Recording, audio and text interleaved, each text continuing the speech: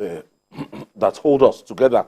The Supreme Court has described as fake the report that the Chief Justice of Nigeria, Justice Olukayode Ariwola, had a telephone conversation with President Bola Tinubu and the Director General of the Department of State Services, DSS, on the presidential election petition court. According to the statement by the Director of Press and Information at the Supreme Court, Festus Akande, the Apex Court gave assurance that rule of law and supremacy of the Constitution will always be upheld in every matter before the court. You know, what is this about? Last year, before the handover, it was alleged too that Justice Ariwola was going to the United Kingdom to see the president-elect as at that time, and it turned out to be fake news. This one again, who is playing this mind game? It's just an attempt by some people who lost the election to intimidate judges and see whether they can get the judges to decide the matter in a manner that favors them. These are a band of irresponsible Nigerians sitting down and just concocting lies about the presidential election petitions tribunal. There is no shreds of truth in what these people have been publishing. They said that Suraju and the CGN, that they met abroad, that he traveled to go and keep a date with the president. When it was fact-checked, the man was in Nigeria. They even showed him going to mosque. These are very responsible people coming up with this propaganda. You know, now they showed him even going to mosque with his walking stick going to mosque at a time when they said he was meeting with Tinubu. You know, now as if that was not enough, the social media between yesterday and today,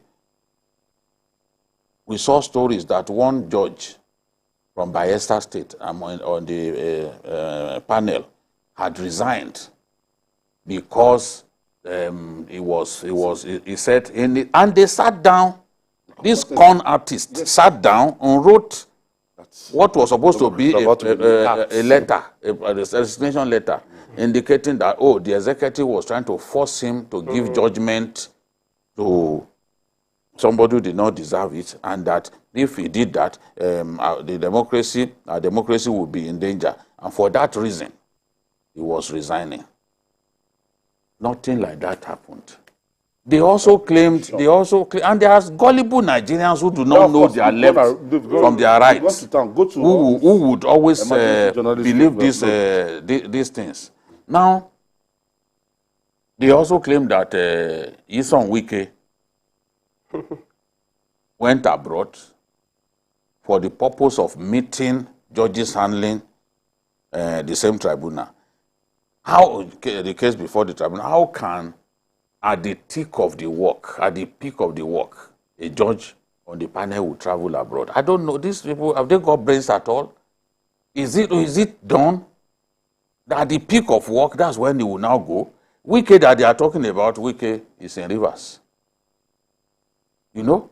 But they believe that once they put this thing out, gullible people think, people with one-track reasoning like them will just simply believe it. Oh, it is the truth. Tinubu wants to buy the court. Tinubu wants to do this. Tinubu is much more concerned about the state of the nation than to be chasing judges all over the place. And that the judge told him that there's going to be a rerun, that he should get ready for a rerun. Okay. And there's going to be a rerun. See, I don't even know, you know, to also tell you that these people know nothing. They don't read. And it's even very evident where you see some of the journalists who think like them, who go on air to just promote ignorance, peddle ignorance. They too are thinking that, oh, there will be a rerun, that people should go and prepare for a run. Do they not know that this is not the final court? The final court. It's just like somebody being sentenced to death, and you expect that the judgment will be implemented immediately. The case has not even gotten to... When the person has the liberty of appealing, it's not a final court. So why are you talking about Iran when it's not a final court? Whatever it is that is decided there, it will end up at the apex court. Yeah. People should... Ariwola is the person at the apex court, not this Ariwola is not in charge of this court. This is court of appeal. This is court of appeal. It's headed by that woman from Plateau State, Justice Mingen. I don't know how to pronounce the name, but unless you go to training, you can't pronounce that. So now, it's not a final court, and you are talking about Iran. Which Iran? Which crystal ball that is upside down did you look at that told you that there will be a rerun? That the case is just against him, that there's no how he can escape the watertight evidence against him. And they built that evidence. No, you see, I listen to these commentaries. I listen to it every day. You enjoy listening? Yeah, I listen to it and I smile. I listen to it. You get amused. And nothing he can't escape from the watertight, especially is this the party APM against him. Ayo, because we are not the court. Remember in that judgment that came on the eve of the inauguration, the Supreme Court judgment, one of the judges, Justice Okoro, said they are using social media to harass them. They are harassing judges. He said it was in one of his comments, you know, while he was reading that judgment. He said they've been using, and that you cannot use social media to determine what the judges will do. The judges will base their judgment on the evidence before them. Ground. Evidence that you proved, not simply evidence that you threw at them. You know, it's one thing to bring documents to court. It's another thing to speak to the documents. You know, let's not even go into that before they start saying Jide is acting like this lawyer. Okay. Time is a gentleman, as I always say. Final address after the final address. Gentleman. We'll get the date for we will get to that time. We will know the judgment. They should be patient. For us now, we are patient. Let time show us what really will transpire. You should not jump the gun. Before September 10, they must read the judgment. So when you begin to see this scenario, and a lot of people will tell you that the spotlight is on the judiciary ever since they've applied that they want to, the thing should be transmitted live, and they didn't agree. And since that time, there are some blogs, there are some, you know, side that their responsibility on a daily basis. They give you feedback of what happened in the courts, how they distorted, but then. As good as the social media is, unfortunately, it's been taken over to some extent by people who are very reckless. People who have other agenda. You know, somebody just sits down and then begins to tweet. You sit down just because the person has access to maybe mobile phone and data, then you just write anything. And then some simple things, we just believe that what the person has said is correct. Now, one of the persons that tweeted that one of the judges had resigned because he was being intimidated, now went back again and retweeted that, okay, I now see that he has not resigned, but this and this and this. You know, what kind of people? That's a simple mind. What kind of people like this? The whole idea is to discredit the judgment. Yes. Now, if the judgment does not meet the expectation, and they now come up and say, okay, that's what we're saying. You understand? That's what we're saying. It doesn't meet their expectation. But look, we need to trust the judiciary. If we don't trust the judiciary, which institution will we trust? Where do we go to? If a party is aggrieved, okay, if a party is complaining that it's been cheated or something, you go to the judiciary. If you don't trust the judiciary, why go to the judiciary at all? Why go to the judiciary in the first place? So we just have to learn to trust the judiciary. And I think people should be... Look, in any contest, whether it's political contest or sporting contest, there must be winners, there must be losers. Let the losers lick their wounds, or let them just accept defeat gracefully and then try again later. And let the winners be responsible in victory. After all, Abraham Lincoln tried again and again. Exactly. Until victory came his way. Yes, we don't need this. We don't need this. This does not even bode well for the nation. We don't have another. Most of us don't have dual citizenship. And many of people who are talking this, they don't even know the way to the airport. You understand? If you cause an implosion in this country, where would you go? Is tweeting, is he based in Nigeria? It's not based in Nigeria. It's not based in Nigeria. And that's what I told some people. I want some Nigerians. I said some of these people spinning these dangerous narratives are not in Nigeria. You are in Nigeria. You don't have any place to go. Do you want to? Where will you stay? This country will not burn in Jesus' name. So it will not burn in Jesus. But those people over there are causing problem. Look at one person in Finland talking rubbish and causing problem in the southeast. So it's terrible. Hopefully, it's just a matter of time. Yes, we are waiting. We are waiting. And you know that, very interesting. Because I'm someone who likes the law. In fact, it's a miracle that I didn't end up a lawyer. I'm going to look at that judgment with a fine-tooth comb. And I'll be ready. I promise you, I'll be ready. I'll be ready. So we are waiting because they've already made us to have extra interest in that judgment. And we'll be ready. We'll read it, no matter how long. Fine-tooth comb I will use just to look at the... One by one. Yes. All right. After an act of misdemeanor comes pleading for leniency, Mesoma Ejikeme, who forged our 2022 UTME results, has appeared before an ad hoc committee of the House of Representatives in Abuja.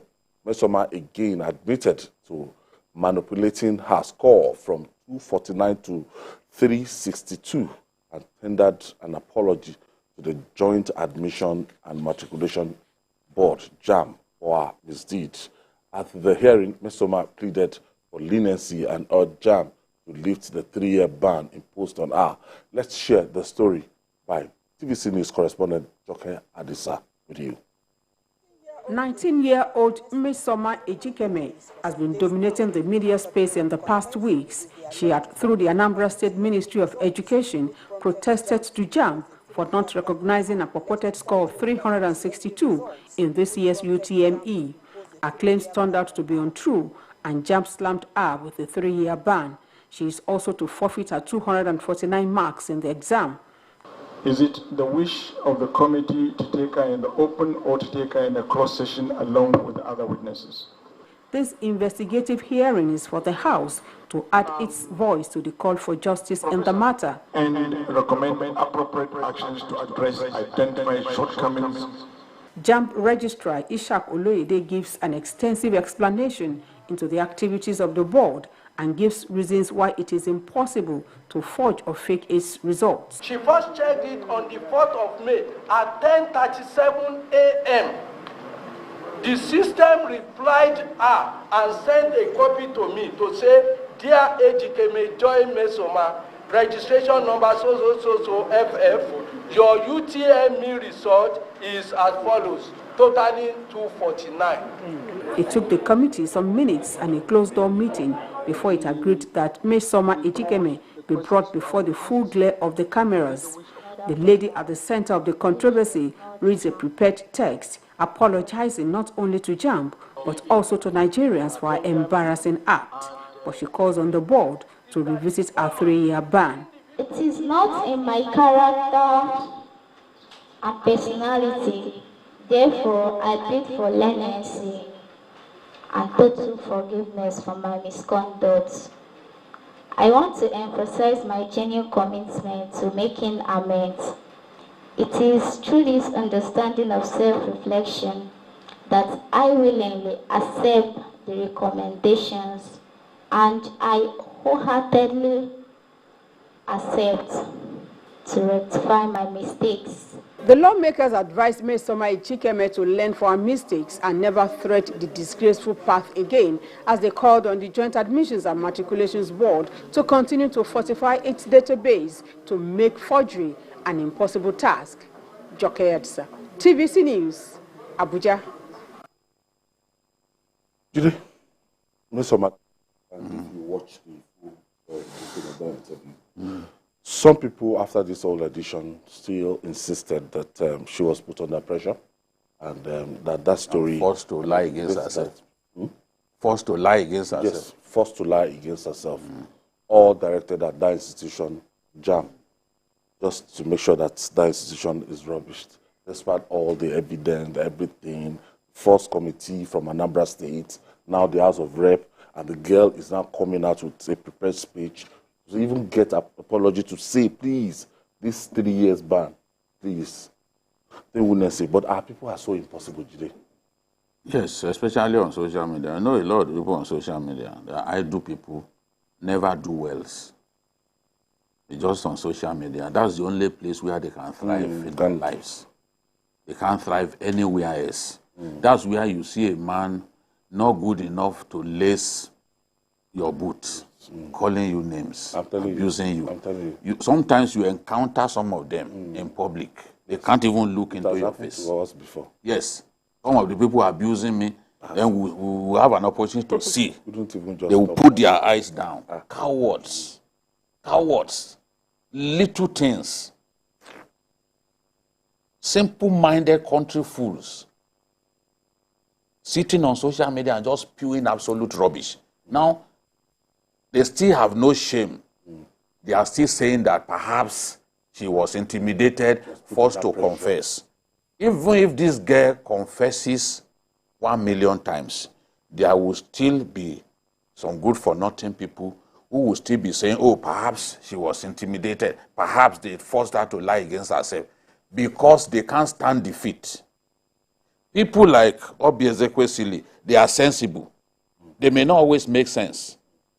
But in this instance, she saw that, oh, this is an opportunity to pull back. Yep. And quickly, she said the punishment by JAMB should stand. That's Obi Ezekwesili for you. Effectively throwing the girl under the bus. She would rather do that than watch her image, you know, treated like a sweet wrap on the floor. So she would rather keep her standing in the society than fight for a girl that she has seen clearly that she has lost her way. I didn't see any need for this probe by the House of Rep. Yes, I was watching them. I thought they would now use it to be begging JAMB. After you've attempted to rubbish that institution. We saw some of them, House of Reps members, some of them clearly idle, talking about this matter like, oh, they believe that JAMB was in the wrong. We must give our institutions the benefit of the doubt. Honestly. JAMB is still one of the best institutions in our country. Yeah. And the record is there. The kind of agencies, even private concerns that JAMB conducts examination for. Conduct examination for DSS, for FRSC and others. And you still had the cheek to come and abuse JAMB in public without evidence. Because a girl who clearly had lost her way, who was inclined to be fraudulent, decided to forge a result using another person's result. It is that person's result that bears the age 16. Even when our father came out to say, no, she's 19, a lot of them still continue to call her 16-year-old, oh, underage girl. 19 years is already above the age of consent. Yeah. As she is legal. She's 19. As she is, she can get married. Yep. You know, as she is, she can go to jail because it is assumed that at that age, your character is formed. At that age, you are responsible for your actions. You are not a toddler. That's why we're able to put the camera in her face. That we didn't blow it. Yes. Because she's 19. Do they know some of these things? Do they know? Do they even know? You can't do that to a minor. Do they even know that she's an adult? A lot of them was. Even some of them in the National Assembly, those houses already, they were calling her underage. How is a 19-year-old underage? At our age, people graduate from university. Yes. 19, 20 people graduate from university. My own son, despite reading a 5-year course, is 20. He will graduate this year. If he was reading a 4-year course, he will have graduated last year. What are they talking about? So it's a good thing. She's apologized, but she has to be watched closely. Because when people are inclined to be fraudulent, They don't do it once and feel like stopping. This girl, they have to watch her. She needs professional help. She may even do worse things if they don't keep a close eye on her. And JAMB should not succumb to pressure. How do you deter other people? How do you force other people from doing this? JAMB said they caught more than 100 people. And even some so-called miracle centers, JAMB also identified them, and they've been stopped. So the point that I'm making is, we always say we want strong institutions. When strong institutions come up with their laws and take appropriate action to discipline people who committed infractions, you can't, as National Assembly or anybody else, get in the way. You are the one who said you want strong institutions. JAMB came out to say this is our punishment. You said it is too early. And you don't have the evidence that they have. They can't be the judge, they can't be the prosecutor, they can't be this in their own case. Okay. Everything. Now, listen, because when they talk like that, you know that they don't reason deeply. If you go before the U.S. consulate, you want the visa, and they tell you your application is hereby denied. Do you take them to court? Do you say they cannot be judged in their own case? Is it every time that phrase applies? Do people know what they are saying? Submitted some of your distance to the laws, at the point when you are filling the forms, the laws, the regulations, rules and regulations guiding, you subject yourself to it. You agree. Okay. So once they take their decision, it's binding on you. Not that you now come and say, judge and this thing. They don't know what they're talking about. They say, no, you are not traveling. There was a friend of mine that they saw some discrepancies in the documents I filed. He wanted to go to the UK. So the woman in charge, this thing was in Kaduna. The woman looked at him and said, I thought you were a gentleman. Okay. Your application is denied. Then he wanted to start arguing. The woman said, don't even try it. We are master forgers. Don't even try it. If the message was clear, we didn't hand you over to the law enforcement agencies. You are still trying to open your mouth to say what? Because this stamp, he wanted to show that somebody from abroad sent him invitation to come. So they sent him a stamp. He now forged the postal stamp. They sent it to him. He now forged the seal, or what's it called? That they will, with those waves. Yes. So he now forged it. Unfortunately for him, the waves were more than the usual number of waves that they put on their postal stamps. So the woman recognized that this is forgery. The woman didn't have to explain. He was the one telling me, it was during our service here, he was the one telling me, Misha, he didn't know. He now went and looked at the thing and saw that, oh, indeed, this thing was supposed to be not up to, I think it was 7 that I put there instead of maybe 5. The woman saw it. The woman didn't come. He just said, no, I thought you were a gentleman, but your application is denied. And I said, madam, no, you can't. Don't even go there. Because if you now argue at that point, you want to do a measurement for them, they will just call the... Measurement was still, even after her dishonesty has been discovered, she was still granting, or still recording herself with somebody in the background coaching her, oh, I'm traumatized, I'm this. And the guy has not told the entire story. They said, JAMB is convinced that she didn't do this thing alone. But like a practice forger, she said, no, I did it alone. They are not convinced that at that level that she could have done it alone. All right, let's take this break. When we come back, we'll talk more.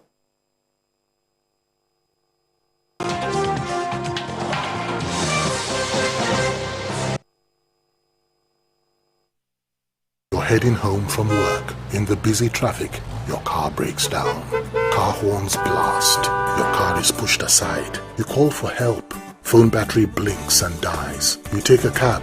Few miles, tire bursts. What a day. Frustrated, sweating, and tired. Nearing home, darkness envelops the street. Wow! Just one house is bubbling with life. Brilliant lights, loud music, smiling wife, all welcome you. We alone have light? Yes, it's JRB Solar Energy Systems, my anniversary present to us. No matter how dark life is, the sun is gonna shine on everything you do. JRB solar inverters, batteries, solar panels, solar streetlights and more. Telephone 0906 752 1111. Email sales@jrbsolar.com. JRB, the sun is gonna shine on everything you do.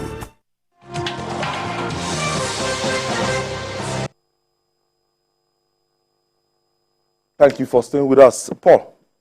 So, well, I have some things to say. Number one, those who are saying that they forced her to confess, all of those things, they are not even helping her. If you think they are helping, if you think they love her, they don't love her. See, the lady has confessed that she did very wrong. She inflated her score. She confessed. Of course, she did very terribly by even doing that video, but now she has confessed. I think there are lessons to be learned.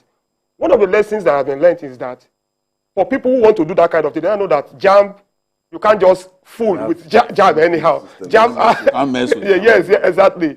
Because I think you can't just go to one app and forge a result and then feel that, well, it is going to fly. That is one lesson. That is one revelation from the whole thing. Yeah. I think some of these young boys and girls, who think they can just, who have Yahoo spirit, they just think they can go to and forge something. They now know that it is not easy for them to do that. Then number two, I think it's also good. For me, I think that punishment is good for Mesoma. It's up to JAMB to decide what it wants to do now. But yes, but some people are saying you should forgive. But the issue is that by the time she serves the 3-year ban, she has learned a very good lesson. Yes. She has learned a very good lesson.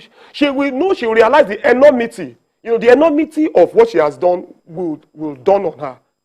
Now, the truth of the matter is, there's no way she can... It's lucky that it's not going to...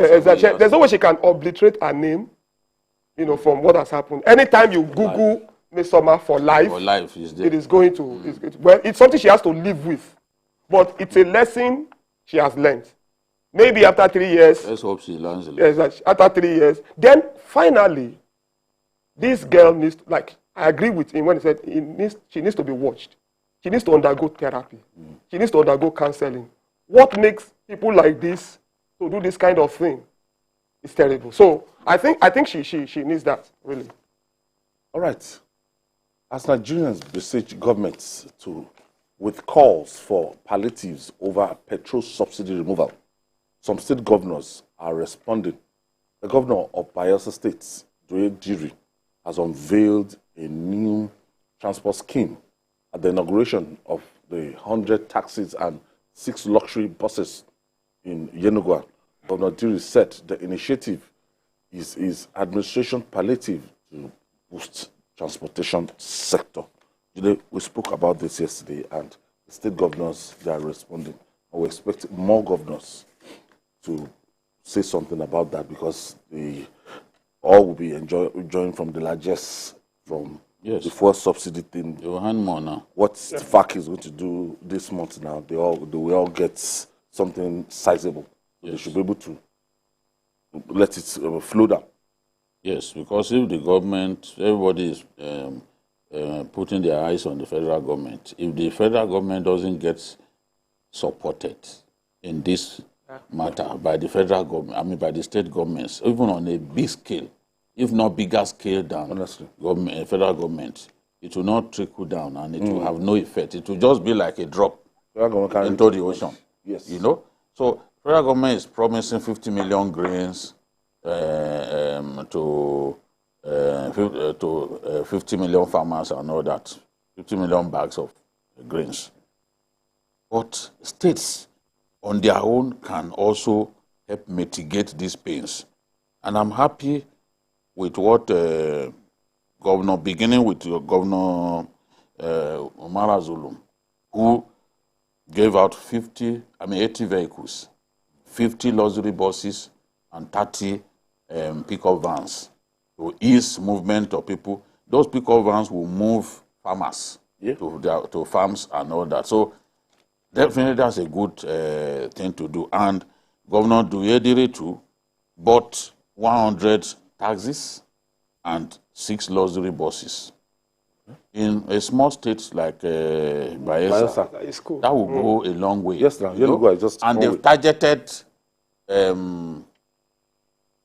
people going to those 2 universities, Federal University, Otuoke, and then the University of Amasoma, the Niger Delta University in Amasoma. Yes. So the students will be able to make use of these vehicles. But I can tell you that they need to buy more.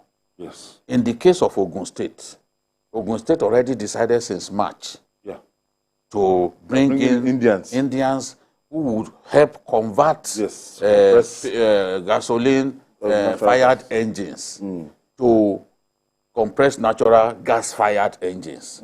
This is what we've been talking about because it's cheap. It's cheap and it's even cleaner. It's cleaner than PMS. Yes. You know? So if you are able to do that because it's cheap, you are looking at, okay, today now, Abuja, I think around 617 naira per liter.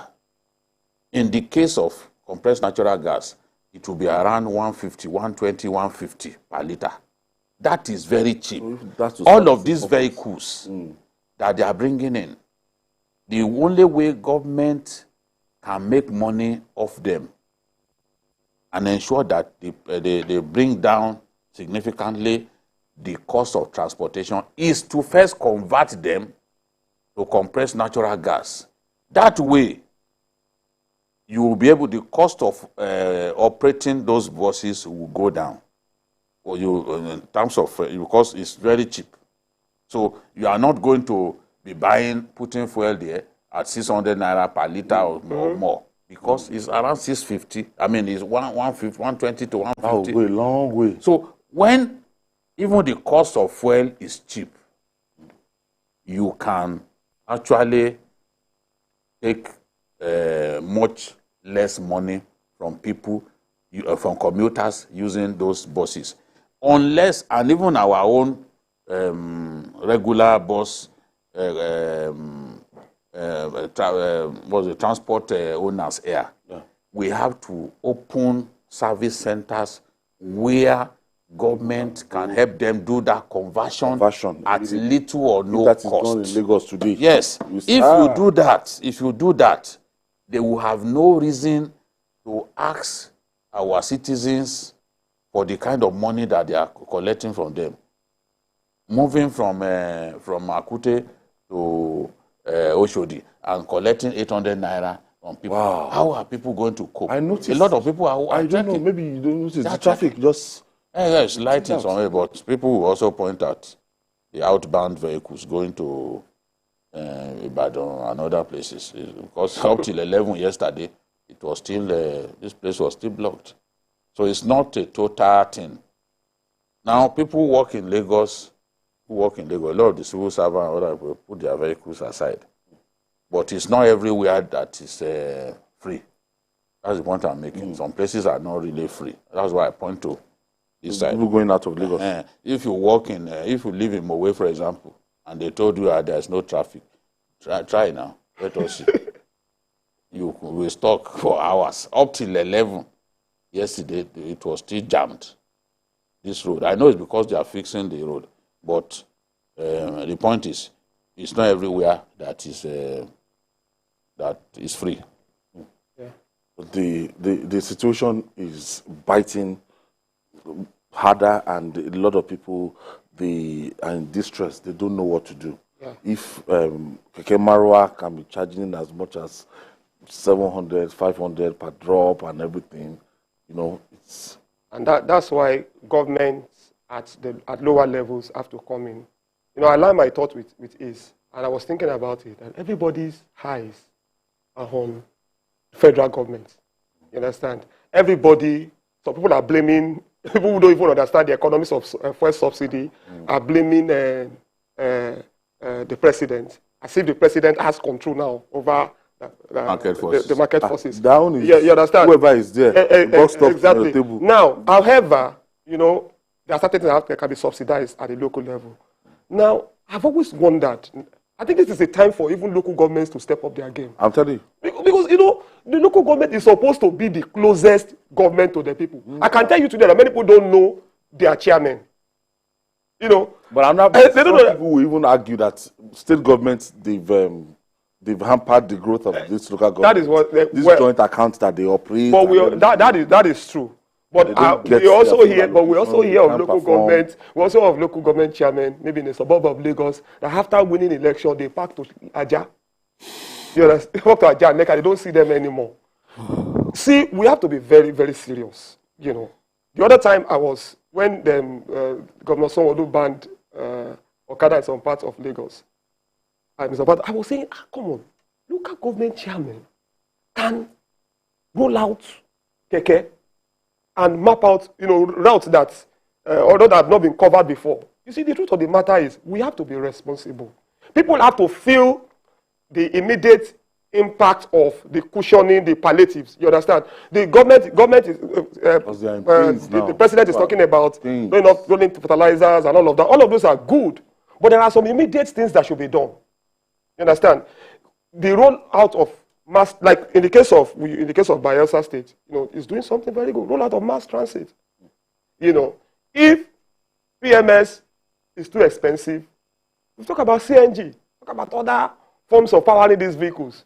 So let the people feel the impact. See, like I've always said, the RDC that is selling rice by the road does not understand what subsidy stuff. All she now knows is that the place she used to go and pay, it used to cost her 100 naira to get to a particular place. She now pays 300 naira to get there. So we need to think of that person. But it's not just the federal government. State government, local government have to do something. Because they will earn more now from the federation account. Exactly, they will earn more. They will earn more now. They will earn more. Kudos to Governor Judiciary and other governors. We expect it's a challenge to all other 36 state governors or 35 states to actually do something that we alleviate this suffering. There's still fire on the mountain over petrol subsidy removal in the country, and this time people are running. President Bola Tinubu and Vice President Kashim Shettima met with President of the Senate, Senator Godswill Akpabio, and some state governors as part of efforts to cushion the effects of the petrol subsidy removal on citizens. While this was happening, Ogun State government announced that a team of engineers from India arrived from the state to begin converting vehicles from fuel consumption engine to compressed natural gas-powered engines. The secretary to the state government, Tokunbo Talabi, said the project will also involve conversion of tricycles and motorcycles from fuel consumption to electric power machines. But first, let's hear from Governor Hope Uzodinma of Imo State on the meeting with the president. Well, we had a very successful meeting. I'm sure you must have heard, which I'm also aware that some of you are anxious to know the goings on in our party and the goings on in the country. But we deliberated on so many issues as have to do with our party, the APC. You must have heard of the resignation of the national chairman of our party and the national secretary of the party. Those are voluntary actions that have been taken, and with due respect to our former national chairman and secretary, we commended the wisdom in what they have done, and they served us well in the party. We are happy with the services, and the party is united. There is no crisis in the party. They are happy. We also are happy. So we are in support of their actions, and we will continue to commend and respect. From Dapo Abiodun, if we can get it done on tricycles. All the states all the states should set yes, up those tricycles. Tricycles to be conveying Yes, people yes, to yes. compress natural gas, so they won't need to buy fuel. Motorcycles and tricycles, particularly in Ogun State. That's the only way. We have to do something about expensive fuel. At this stage, PMS is too expensive for our people. We have to just provide alternative for our people. Otherwise, we have crisis on our hands. And we all know that people rising against government can be spontaneous. They don't need a leader. It can happen, just a little outbursts. Pent up anger, frustration. Yes. You know, we just, this is Twitter. People don't need Twitter. They want to fight. They don't need Twitter. A lot of the people who get angry, they don't even they don't have a Twitter account. You understand? This affects everybody. The average man, whether in the north or in the south, they have no business with Twitter or even social media. But they have to eat. They have to move from place to place. And the people are finding it extremely difficult. Government must not delay at all. Whatever it is that they are doing, they have to put this together, put them together, and let people begin to see changes. Yeah. If possible, the president can address the nation. Because look, I'm telling you. Yes, at this time, reassure people Nigerians that look, that look, they're not happy. People can't be happy if they can't move around, they can't feed their children. It's tough. It's tough. Food prices have hit the roof. Because everything, you know, I always say that petrol is a security product. Why do I call it security product? Because it can stir anger. It can stir insurrection. It can stir riots. Because even this clothes that you are wearing, it's a petroleum product. It's a petroleum product. A lot of things revolve around it. Food prices revolve around it. You're moving people around. Transportation. Yes, people must move around. And the people selling food and produce, they will add cost of transportation. Once they add cost of transportation, it goes up. And then secondly, the value of our currency. You know, this flotation of the naira, some people, I've read some people who said that Mr. President should have delayed the flotation of the naira until we steady things in respect of this subsidy removal. The two of them happening at the same time is what has caused this problem. Because when you are talking about, okay, market forces should determine price of petrol and all that, by the time the landing costs, the freight costs, everything, when it's put together, is denominated in foreign currency.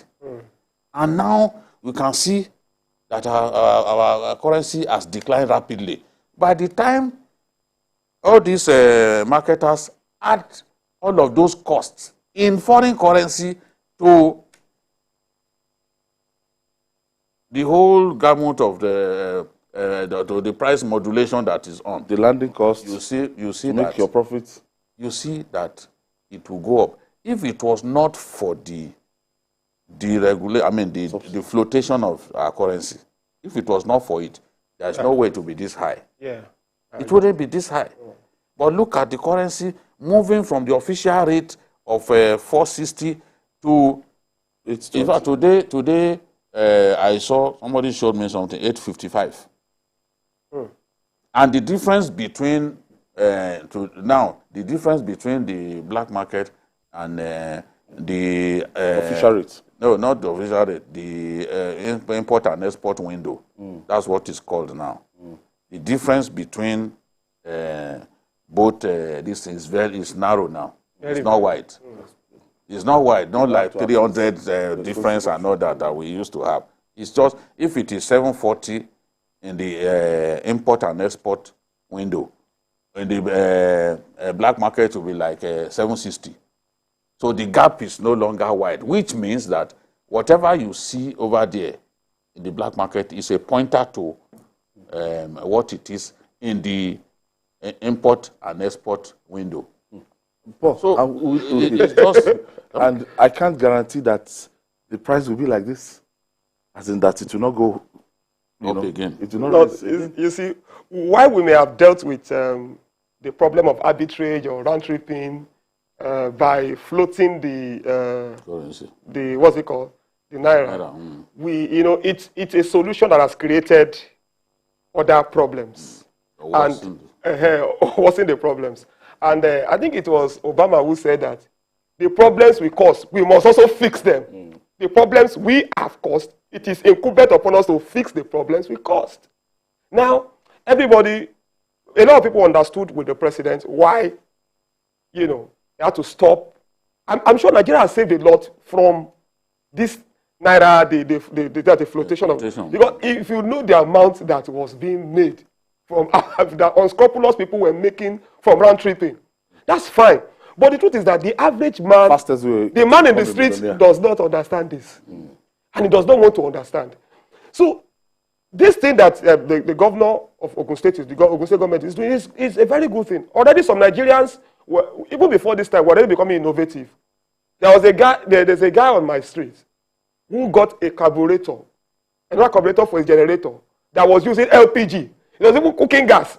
You know, I was so surprised. He connected the thing to this gas cylinder, and then he said, "Look, it saves me." The guy is a guy that repairs phones and sells phone accessories and all of that. Now, Nigerians, and I also saw an advert. Somebody said, "Well, you can get there are 3 kinds of carburetor: the one that uses PMS for one generator, the one that uses CNG, and the one that uses LPG." Now, if Nigerians are thinking, ordinary Nigerians are thinking, I think it's also very good that state governments they follow the example of what the Ogun State government is doing, and they need to expedite action. What I read was that this will start happening in the next few days. It has to happen quickly. Sharp. So people will feel it. If you have CNG powered vehicles, CNG powered tricycles, it brings down it brings down the cost of transportation. How much will CNG cost per liter? Probably 100 naira or 150. So it's going to really help a lot. I think it's something that all of them, everyone, the 30 state governors, have to think about and start doing immediately. No, we can't. There is no time to delay. There is no time at all. I agree with those who said perhaps you should have taken them one after another. But we were also spending so much money subsidizing forex.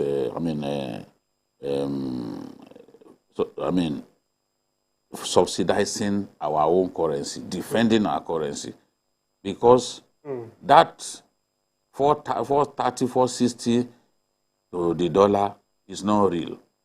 It's not a product of any economic research or economic research or anything. It is not real. What we have now is what is close to our the real value of our currency. We are still, the government is yet to fix the retail end of that problem.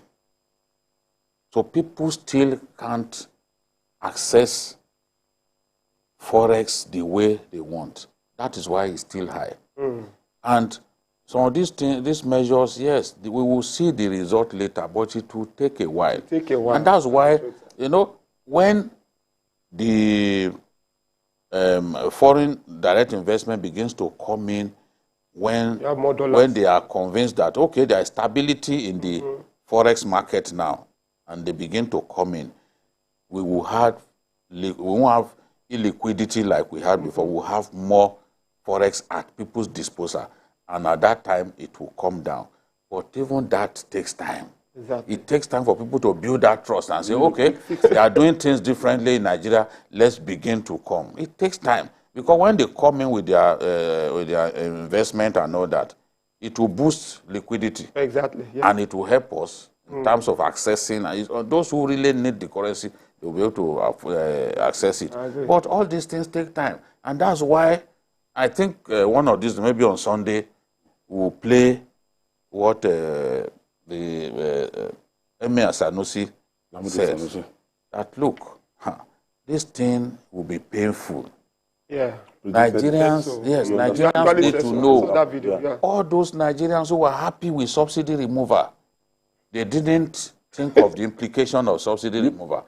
Now you are blaming Tinubu for increasing fuel price. It's not the one who increased fuel price. It's not even NNPC.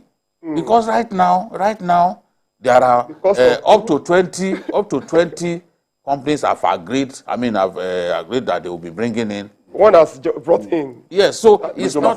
They are bringing in product now. They've given licenses. Because it's profitable.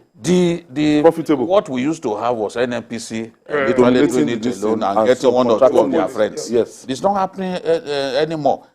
Those who have applied, I think about 20 now they've given them license. Can equate your cost and your landing cost and profits. You as the owner of a company bringing in product, he too as owner of another company, you can determine your price. Yeah, exactly. Based on your outlay. Yes, exactly. Yes. So this is what is happening. To bring the product. You want free enterprise. You want market forces to determine this, to determine that. Market forces have begun determining. This is part of the repercussion. All actions have consequences. Hey, but a lot of people wanted it to come down that maybe the market force will bring it down. That's what people it takes a while before that happens. Okay. And international, you see, I was saying this on Sunday that if Putin does another demonstration under madness, it will lead to rapid, or if there is tension in Iran, any of those major producers, nothing must happen. International oil price. Yes. It's going to be difficult here. If Iran begins to threaten Iraq again, or threatens Iran, along religious lines, they hate one another. If Iran, if they start threatening those people, there will be a spike in oil prices. And once that happens, the landing costs here will be affected. We'll be in trouble again. So that's why we should move away from expensive fuel. Government has to put on its thinking cap. CNG is the way to go. I can tell you this, Baba, Alhaji Bawa Garuba, the man who pioneered the satellite business, satellite dish business in our country. Many people knew him in the 80s and 90s in the north.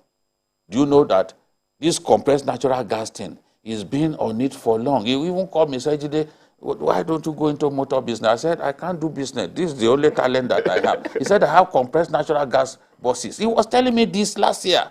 I even mentioned it to some of our people here, some of our directors here. So it's not as if even buses that are already configured, to carry compressed natural. It's not as if they are not available. So government has to move now and bring in those vehicles quickly and ease the pain. If they delay, the longer they delay, the more Nigerians will hate the government. Why taking long time? There should be quick fixes. That's what we are saying. Yes. Wow. There should be quick fixes, things that will make people happy, things that will mitigate their conditions. That is just what people short and long-term remedies. Exactly. That's what people we need it now. The tension is you can almost cut the tension with a knife. It's terrible, and you can't blame our people. They are going through a lot. Even under Buhari, they were going through a lot. I want to thank you, Paul Dada. Thank you for your contribution, and BKO. Thank you for always being there. Thanks. And that's our offering today. Join us tomorrow for another episode of the program. You can watch the repeat broadcast tonight at 11 p.m. Join us this Sunday from 1:30 to 3:30 p.m. for Journalist Hangout on Sunday. We're on YouTube, youtube.com/TVC News Nigeria. I'm Ayodele Osubaku. See you on Sunday.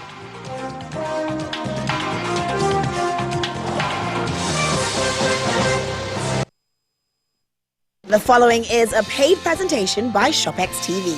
Do you spend the night trying to get comfortable? Your knees rub bone on bone. Your back and hips ache. You wake up in pain? Not anymore. ShopX TV is proud to introduce the Contour Legacy Pillow, the patented, ergonomically designed tapered leg pillow that naturally fits the contours of your legs, knees, and thighs to help align your spine and alleviate pain. Watch, when you sleep on your side, your leg falls forward, twisting your pelvis and lower back, putting pressure on your spine, hip, and sciatic. But the Contour Legacy Pillow cushions your knees and cradles your legs, relieving stress on joints while restoring your lower back alignment. Sleeping on your side, your leg comes over and puts you out of alignment, causing lower back pain, hip pain, even knee pain. By using the Contour Legacy Pillow, it restores the natural alignment of the spine, helping to alleviate pain and pressure, leading to much more restful sleep. Old-fashioned leg pillows are bulky, but the anatomical design of the Legacy Pillow fits perfectly the shape of your body the way nature intended. You can even use two together for full leg alignment. Legacy Pillow is exclusively ventilated, so it always stays cool and dry. With top crescent design, it cuddles up to you perfectly and easily moves with you. Ordinary pillows go flat, but the Legacy Pillow is made up of soft memory foam, so it never loses its shape and the cover is machine washable. The Contour Legacy Pillow is now available in Nigeria, exclusively from ShopX TV. You could be paying up to 500,000 naira for an orthopedic bed that doesn't properly support your spine. But call the number on your screen now and get 2 Legacy leg pillows for just 69,900 naira. And get relief from back and hip issues. But wait! If you call now, we'll upgrade you to the Contour Better Sleep Collection. The collection comes with 2 Contour Legacy leg pillows and 2 Contour Cool Gel head pillows at no extra charge. The Contour Cool Gel head pillows' soothing orthopedic support will cradle your head and neck for full alignment, while keeping you cool all through the night for the best sleep of your life. Incredible!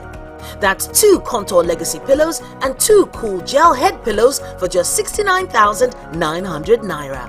And that's not all. Place your order now and we'll also deliver your Contour Better Sleep collection with no shipping charge. But hurry!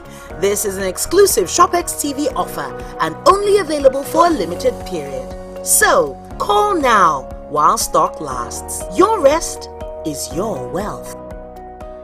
The proceeding was a paid presentation brought to you by ShopX TV.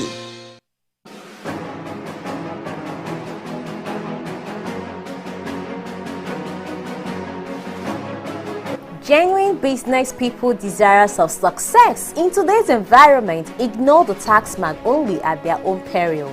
Under the oversight of this board, the FIRS will continue its transformation into a premier revenue collecting agency. For up-to-date and accurate information on your obligations, duties and rights under the various tax laws in Nigeria, watch Tax Matters on TVC News Thursday 6:30 p.m. to 7 p.m.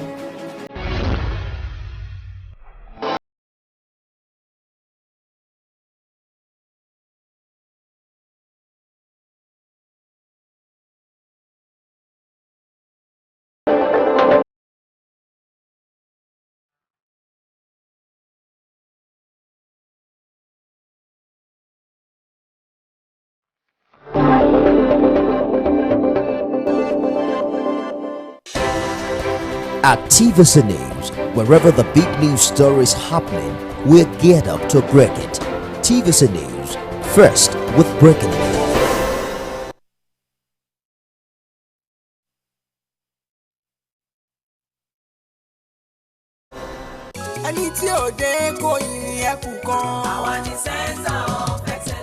Lagos is the most visited state in Africa as the 5th largest economy on the continent. Covering the state and its government is no mean feat, it's a busy beat.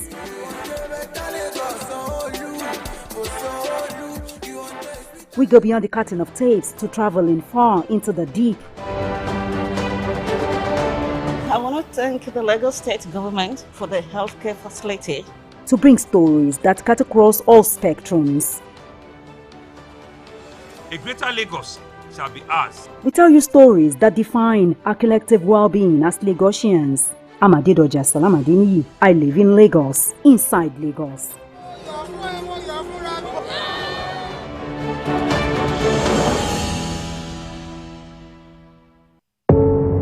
Doubt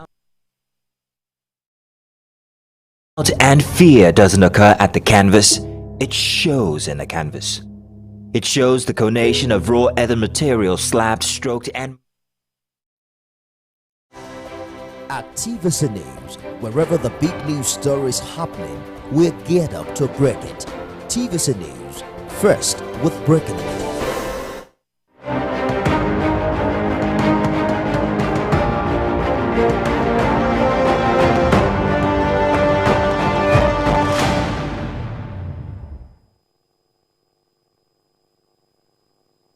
Anticipated meeting of the National Economic Council has now ended at the Presidential Villa Abuja with a resolution to consider negotiating a new minimum wage for workers. There were also other interventions that will be introduced to cushion the impact of the fuel subsidy removal. Some of them is that each state should plan towards implementing a cash transfer program based on the social register of the state. Also, there should be a cash award policy for public servants for 6 months. NEC has also recommended that state governments pay public servants outstanding liabilities, among others. State House correspondent Femi Akonde will be joining us shortly to share updates on the outcome of that much anticipated meeting. Thanks for joining us on the program. It's 52 days of Bola Tinubu's presidency, and we're monitoring developments in his first 100 days in office. I am Nifemi Oguntoye. You can join the conversation right now on Twitter if you use the hashtag first100days. Remember to tag at TVC News NG and at Nifemi Oguntoye. Coming up on the show today, we'll continue our discussion on President Tinubu's fuel subsidy palliatives and the new pump price. Joining me later on is the head National Coordinating Center, United Action Front of Civil Society, Olawale Okunoye, and Executive Director, Center for Rights and Grassroots Initiative, Nelson Ekujimi.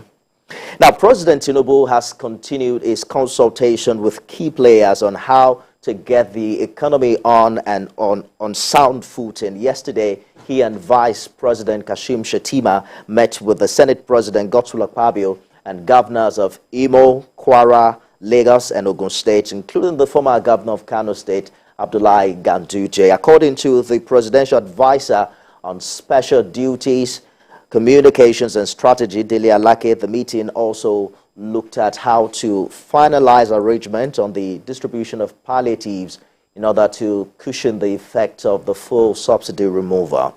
The presidency earlier had proposed the distribution of grains and fertilizers to farmers, also as part of measures to boost food security across the country. State House correspondent Femi Akonde joins me now on the program. Femi, we've waited for weeks after the president gave NEC responsibility to, discuss government intervention in this light. Walk us through what the resolutions are.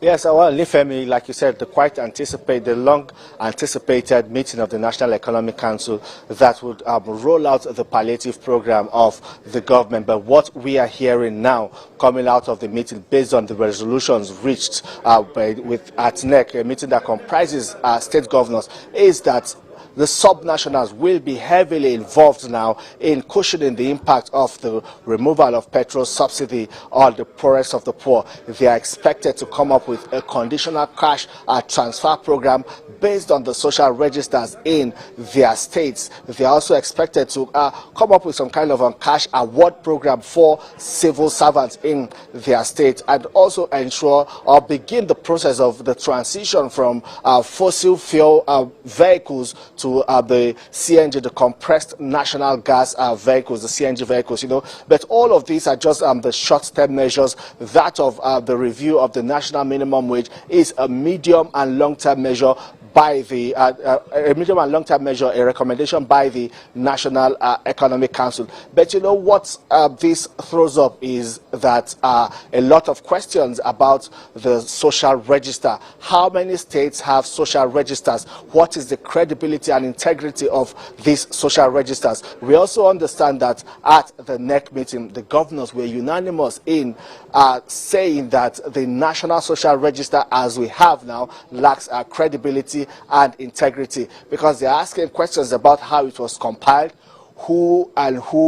which names are on that register, and are these people on the register truly beneficiaries of government interventions over time? You know, this has been a conversation that has been ongoing for a while now, coming from the previous administration into the administration of President Bola Tinubu. But now the governors are coming out to speak up openly against that national social register that existed, that was set up in the previous administration. Now the state governors will have to do more in coming up with their own register, ensure that it is inclusive, it is robust, it captures the poorest of the poor, the vulnerable, the people in need of these conditional cash transfer that would help cushion the hardship caused by the removal of a petrol subsidy.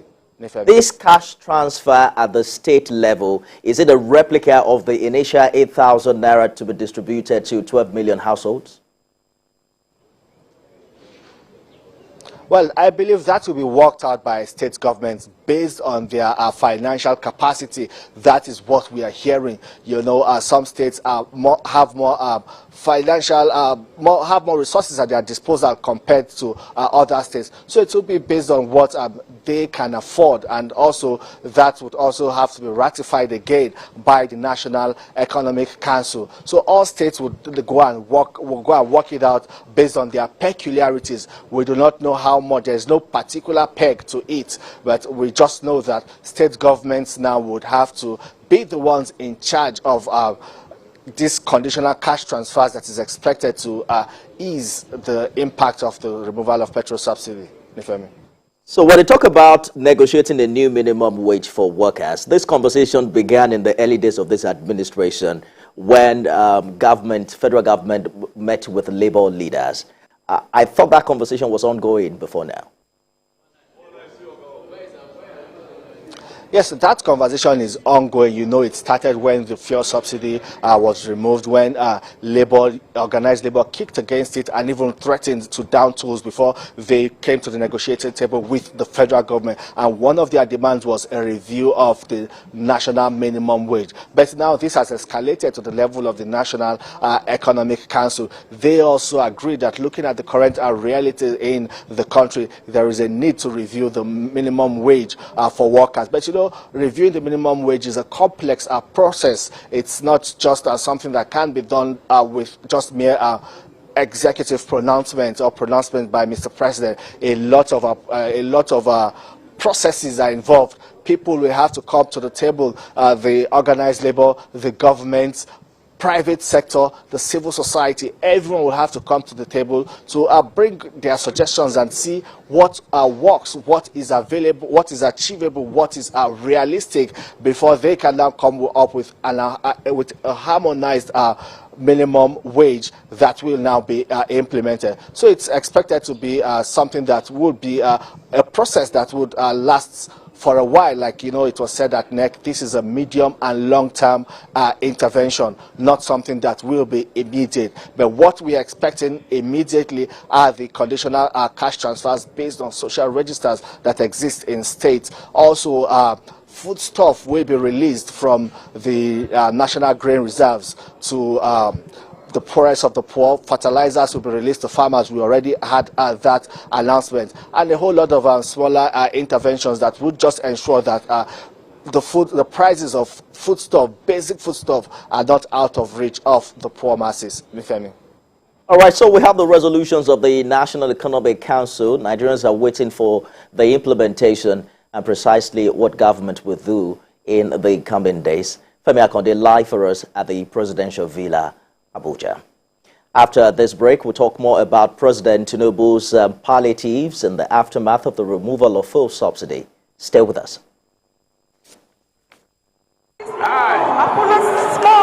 Bola Ahmed Tinubu, do solemnly swear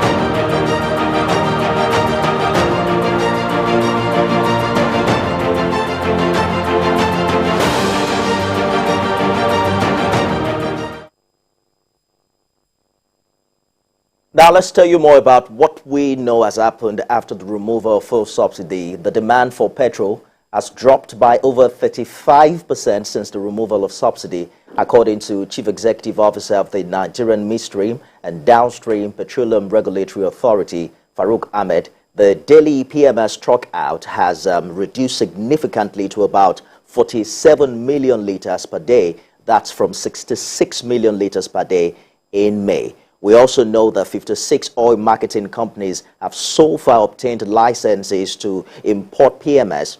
But according to the NMDPRA, only 10 out of the 56 have really shown commitment. 3 of them have already landed cargoes, and they are Prudent Energy, AY Shafa, and Emadeb. But 11 PLC and others are also indicating interest to import in August and September.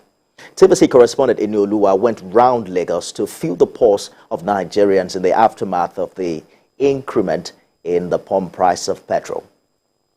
The streets are full of mixed reactions as the increase in the price of fuel has affected the cost of transportation, food items, among many other things. Now, though President Bola Tinubu has assured Nigerians to be patient, that the decision to remove fuel subsidy would soon pay off, it still remains tough for many Nigerians to handle. I boarded a bus from 7 Up Toll Gate in Lagos, going to Bega, to ascertain how much it would cost me. While in the bus, I engaged with some passengers who lament how they have spent more money for transportation and food, hoping the fuel price drops soon. From Bega to Toll Gate, I used to pay 100 naira, but now it is 300 naira to go and 200 naira to come. I am just coming from Bariga and I was charged 500 naira to Bega, which used to be 200 naira before. Before now 150, 200, now in the carrier. Now we talk saying 500, one carry. This one, before I buy 150, 200. Now, I buy 600. The driver is not left out, as he says what he makes on daily basis is mostly spent on buying petrol. The thing affects us a lot. Because before now, if I use 1,000 for a good come, now it's 3,000 naira. As we move around the streets of Lagos, we stopped by a filling station where the manager revealed they are also affected as profits are significantly reduced. The sales has reduced a bit. You understand? Some will buy, some people that have been coming to buy large quantity before, they reduce their quantity. From Onitsha to this place now, buy fuel at 61,000. Despite efforts from the federal government to make things bearable for Nigerians, things seem to be getting tough. Now, Nigerians want the government to quickly ease their pains by providing cheap transportation and food items and jettison the proposed hike in electricity tariff. Inioluwa Popola, TVC News, Lagos. Let's continue our discussion right now on President Tinubu's full subsidy palliatives on the new pump price of petrol. Head National Coordinating Center, United Action Front of Civil Society, Olawale Okunoye, joins me on the program. Executive Director, Center for Rights and Grassroots Initiative, Nelson Ekujimi, is also here. Gentlemen, thank you for joining us. We have just about 10 minutes, so let's get to it. What should government be doing differently right now, now that we know where the shoe pinches for each Nigerian? Mr. Okunoye, let's begin with you. Well, I think that government really have made so much error in imposing and unilateral foisting the fuel price hike. And that is what is causing the present calamity in the country. The people are deeply regretting, a whole lot of things about our polity. And I think that we really need to do something. Government really need to rise up to the occasion. It's very important at this point that government rise up in response to the request, yearnings, and demand of the people to go back immediately. Because some of us don't understand what you call deregulation, where NNPCL continues to determine the price of PMS. That is not deregulation. That is monopoly. And I don't know, and that will distort the economy of the country. Government really need to consult. Consultation is inevitable, and it's multi-stakeholders consultation. Government cannot be wise alone. Government shouldn't have foisted in the first instance. Removal, yes, we had said in 2012. Subsidy is not the problem, but corruption. The mantra at that time was kill corruption, not subsidy. But to kill corruption, everything about Nigeria is riddled with corruption, even the system that we inherit, particularly beginning from 1998, when military constitution was foisted on the country. And that is still playing out. Government needs to look at that. But before we get to that, the first demand we are making as organized civil society is that government should revert back to consultative team of stakeholders. All right. And also revert back to that price, the former price, which I think was 167 or so, thereabout. And let us now start it. Because you cannot increase fuel or remove subsidy without alternative intervention. All right, Mr. And that is... Mr. Okunoyi, let me bring in Mr. Ekujimi very quickly. You have mentioned two key things, multi-stakeholder consultation, and then the idea that it seems NNPC Limited is still fixing price. Mr. Ekujimi, how do you react? Well, thank you very much. I think what has played out in this little conversation we are having this evening is that, some Nigerians are still ignorant of what, fuel subsidy removal connotes. And bearing that in mind, it's as if, the government still has the work to do in educating and sensitizing Nigerians. It's a fact that, majority of Nigerians are agreed that fuel subsidy has to go. From 2012, the issue was not about, whether fuel subsidy didn't exist, but the issue was that it was being mismanaged. And if it had become a recurring decimal, that it hemorrhages the country's economy. So the best thing is for the government to hands off subsidizing, the price of PMS, just like it has done for kerosene and diesel. And we can see the effect today. Diesel and kerosene, went up. Diesel at a point in time was almost about 1,000 naira per liter. But today you can go to the gas station and get diesel for 600 naira or thereabout. So the issue clearly now is what palliatives is the government putting in place. And one is glad that the National Economic Council has sat down and agreed that these palliatives have to permeate the federal, the states, and the local governments. Those are the three tiers of government that are beneficiaries of the windfall from the fuel subsidy, removal. Don't also forget that, early in the life of this administration, the Debt Management Office warned that incurring more loans, we will portend catastrophe for the economy. And if that be the case, it means that those leakages that have not allowed government, to recoup revenue, to provide the dividends of democracy to the people, which is encapsulated in this subsidy regime, are to go. And nobody is in doubt that fuel subsidy, must go. Today, you can talk about an economy that in July, the states, federal, and the local government are going to, share a federal allocation of almost 2 trillion. The first time in our political and economic history.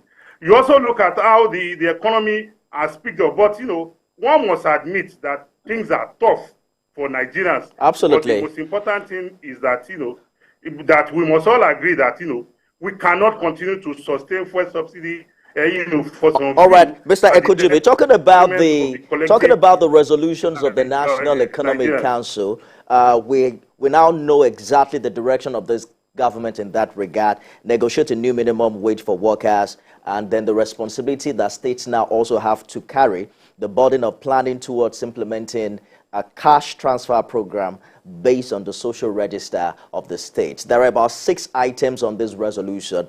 Let me just quickly get your thoughts on this, Mr. Okunoyi. The fact that states now have to come up with their own social register, and it seems that the cash transfer program is still very active. Well, for me, if the foundation be faulty, what can the righteous do? Cash transfer may never work. We have gone through this route before in Nigeria. I mean, just recently, money trader, whatever, and so on and so forth, put in place by Muhammadu Buhari's regime. They never work, no impact, school feeding. And so people will turn it to politicize it, and it will be, what you call favoritism will set in. Party politics will set in. Before you know it, it's bastardized. I think that what we need to do is not cash transfer. It's for us to, subsidy itself is not a problem. The problem between the Nigerian subsidy regime is the corruption and mismanagement of that program. And that is what we must deal with. And government can deal with that when it brings stakeholders to the table. Not the way government is running. I expect a democratic government, like the Tinubu administration, if it is truly democratic and voted for by the Nigerian peoples, the masses, to be consultative. That is the first thing we learned. And then Senator Bola Tinubu himself was with us in Nadeko. What we said were National Democratic Coalition, we're pro-democracy. We must show democratic ethos, democratic, values. All right. The government, it says that subsidy is gone.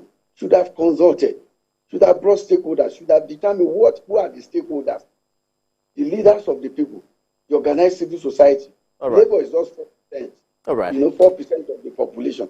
Let's talk about, very quickly, let's talk about the engagement of states. Is not consultative enough.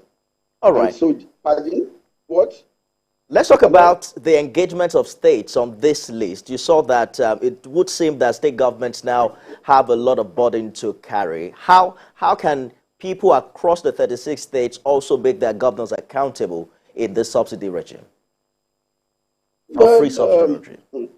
I've spoken about foundation, and I think the foundation of this entire intervention by government is still faulty. But then, maybe the civil society can be a bit more vigilant and alert at that level. But I know for what we know politicians to be, this will be circumvented. Oh, you don't seem to have so much faith in politicians. I'm afraid we have to go now. So, not politicians. But you are a politician yourself too. No, wait. The system is not the system. The system upon which politicians operate now gives so much to corruption. Okay. And that is what we have always fought in the last 3 decades. Let me get Mr. Ekujimi's final thoughts on this. States now have the responsibility, in this era to reach out to the people. How do we make this happen and make the governors accountable? In a minute. Mr. Ekujimi, are you there? I think we can make the governors accountable if we are all alive to our responsibility. I'm here with you. We can make the governors accountable if we are all, responsible to our, duties as citizens. And it is not only the states. The local governments should be involved because the local governments are they are the closest tiers of government to the people. So the people themselves should be the watchdog, should be the, should be eternally vigilant to monitor this process. It's a fact that, the country tends to get better, be the better for it with the removal of fuel subsidy. Like I said earlier on, you can see with the removal of fuel subsidy, the daily consumption of, PMS has reduced drastically. We have reports, we have seen videos of even our neighboring countries. We have seen the reports we get from, those avenues. So it tells you clearly that, the engagement we are talking about has already started with the states. We have seen the engagement with labor and even the private sector through the committee that was set up, before now. And now we have this engagement with the governors, with the 36 state governors. We just expect that as the days go by, with the level of, ignorance that is being, unleashed with regards to what fuel subsidy means, which is very clear to any discerning mind. If you don't want to be political, we believe that, Nigerians, will get a better understanding. Trust me, we'll return to continue this conversation in the coming days, but I'm afraid we have to go now. Now we've had 52 days under this administration, and Nigerians can't wait to feel the real impact on their pockets, and, empower their purchasing, power at the markets. Gentlemen, thank you for your contribution. Olawale Okuni, Nelson Ekujimi, thank you for joining us on the program this evening. That's our program today. You can watch a repeat broadcast at midnight and at 6 a.m. tomorrow. I am Nifemi Oguntoye, and I'll be back at the top of the hour with more stories for you. Stay with us.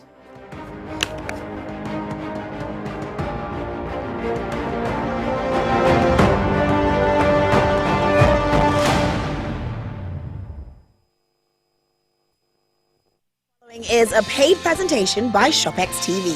Do you spend the night trying to get comfortable? Your knees rub bone on bone. Your back and hips ache. You wake up in pain? Not anymore. ShopX TV is proud to introduce the Contour Legacy Pillow, the patented, ergonomically designed tapered leg pillow that naturally fits the contours of your legs, knees and thighs to help align your spine and alleviate pain. Watch, when you sleep on your side, your leg falls forward, twisting your pelvis and lower back, putting pressure on your spine, hip and sciatic.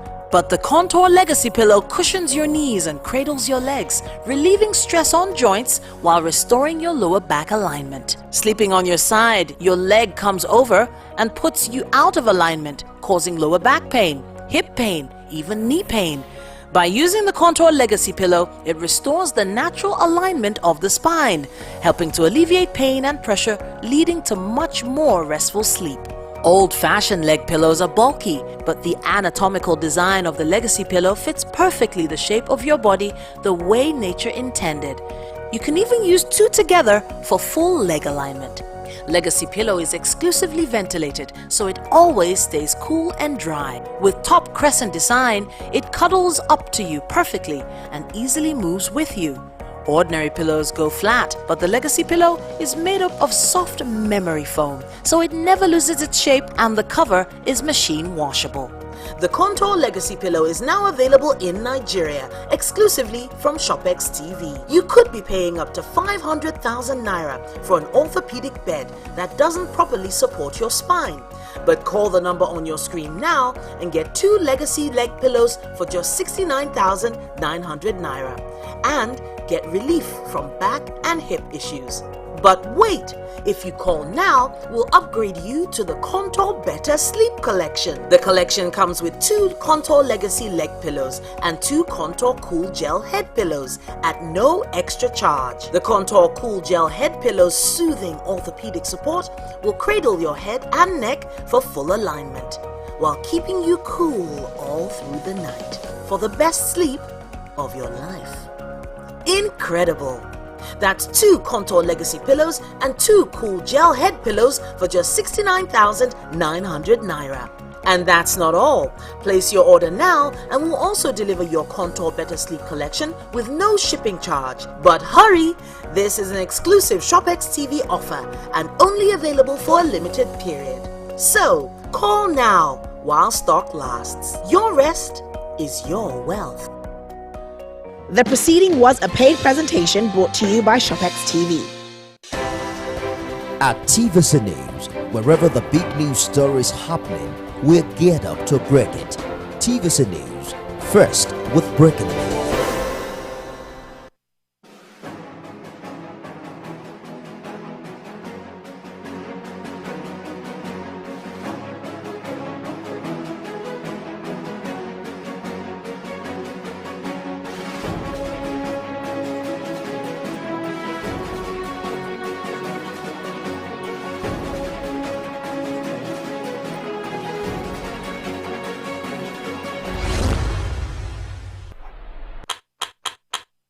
Hello and welcome to Tax Matters. I'm Chamaka Ohaochi.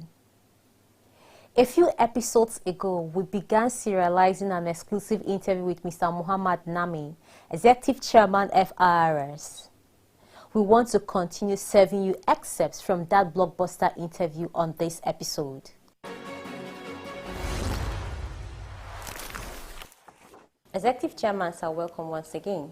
Thank you for having me back. Sir, the service appointed MTN, Airtel, Money Deposit Bank, in addition to the oil and gas companies that were acting as VAT collection agents.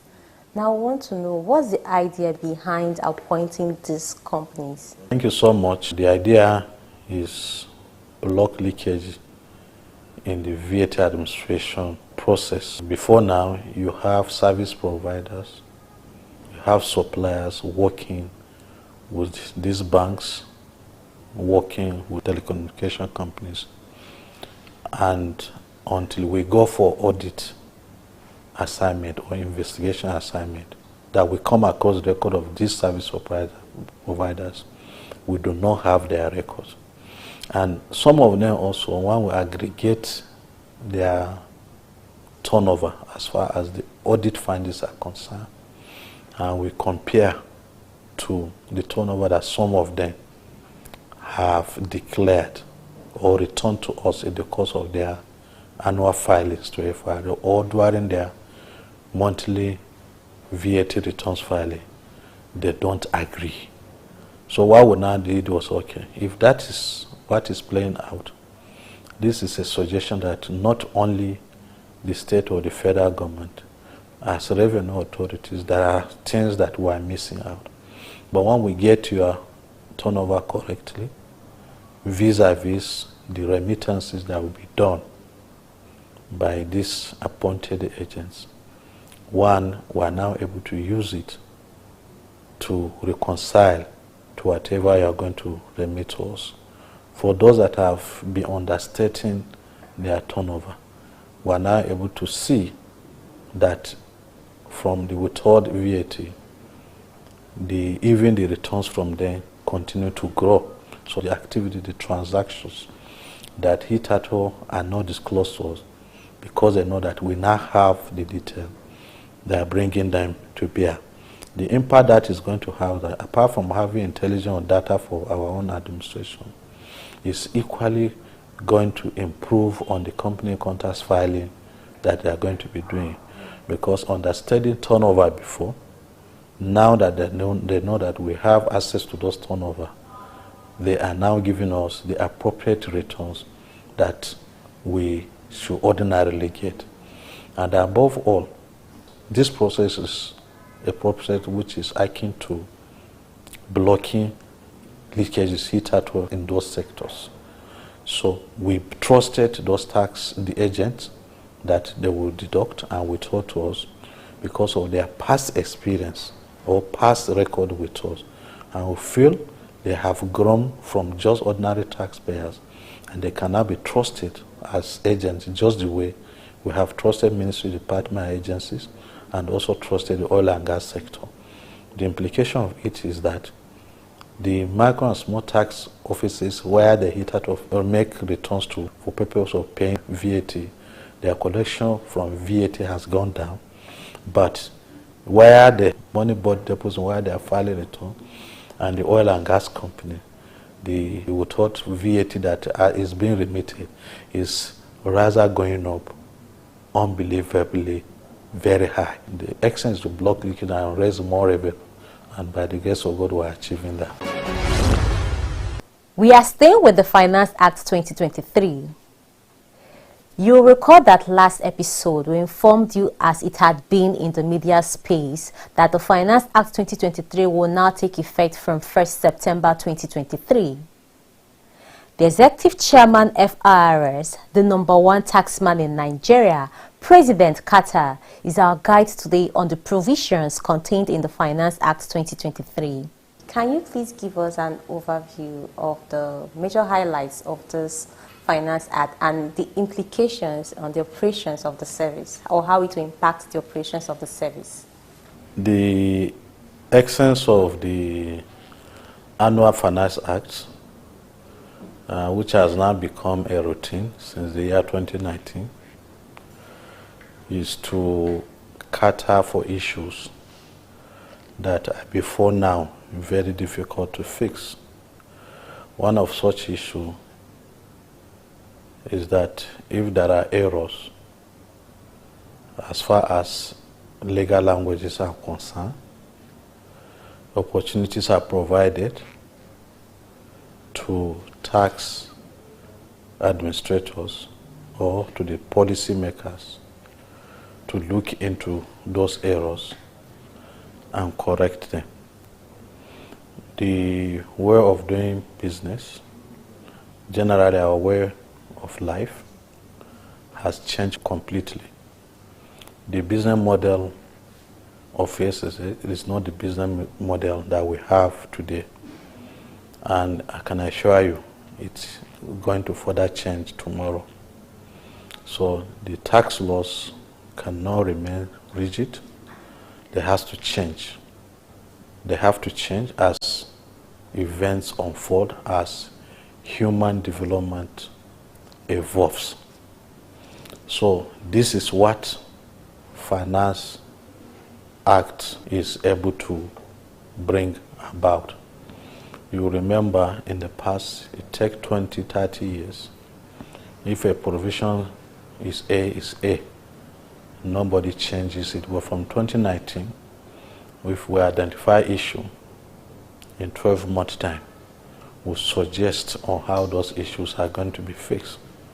If there are policy issues that the government feel needs to be adjusted or need to be considered because the business model generally has changed, it is provided the opportunity to also do it. The Finance Act 2023 came with so many changes, and those changes are things that will impact on our processes going forward positively. One of those changes is definition of building, which hitherto was also said to be including telecommunication marks, a moving caravan, and so many other funny issues that were captured. That has been redefined to reflect what actually the meaning of building is. We also have issues that we appointed tax agent to collect taxes or VAT from the telecommunication players on behalf of the FRS, or those that do business with the commercial banks. We say when they have business with you, just the way ministry, department, and agencies are doing, just the way the oil and gas sector has been acting as an agent, we now ask them to deduct and remit, and instead of paying the full value of the invoice to the supplier, take the VAT element and remit to us. So we now run into challenge. And one challenge was that, at what point will the person remit the money so that the person's money that was taken at the source, when he's filing his return on or before 21st of the month following the transaction, is able to have that credit to claim as input when he's filing his own global VAT returns for the month.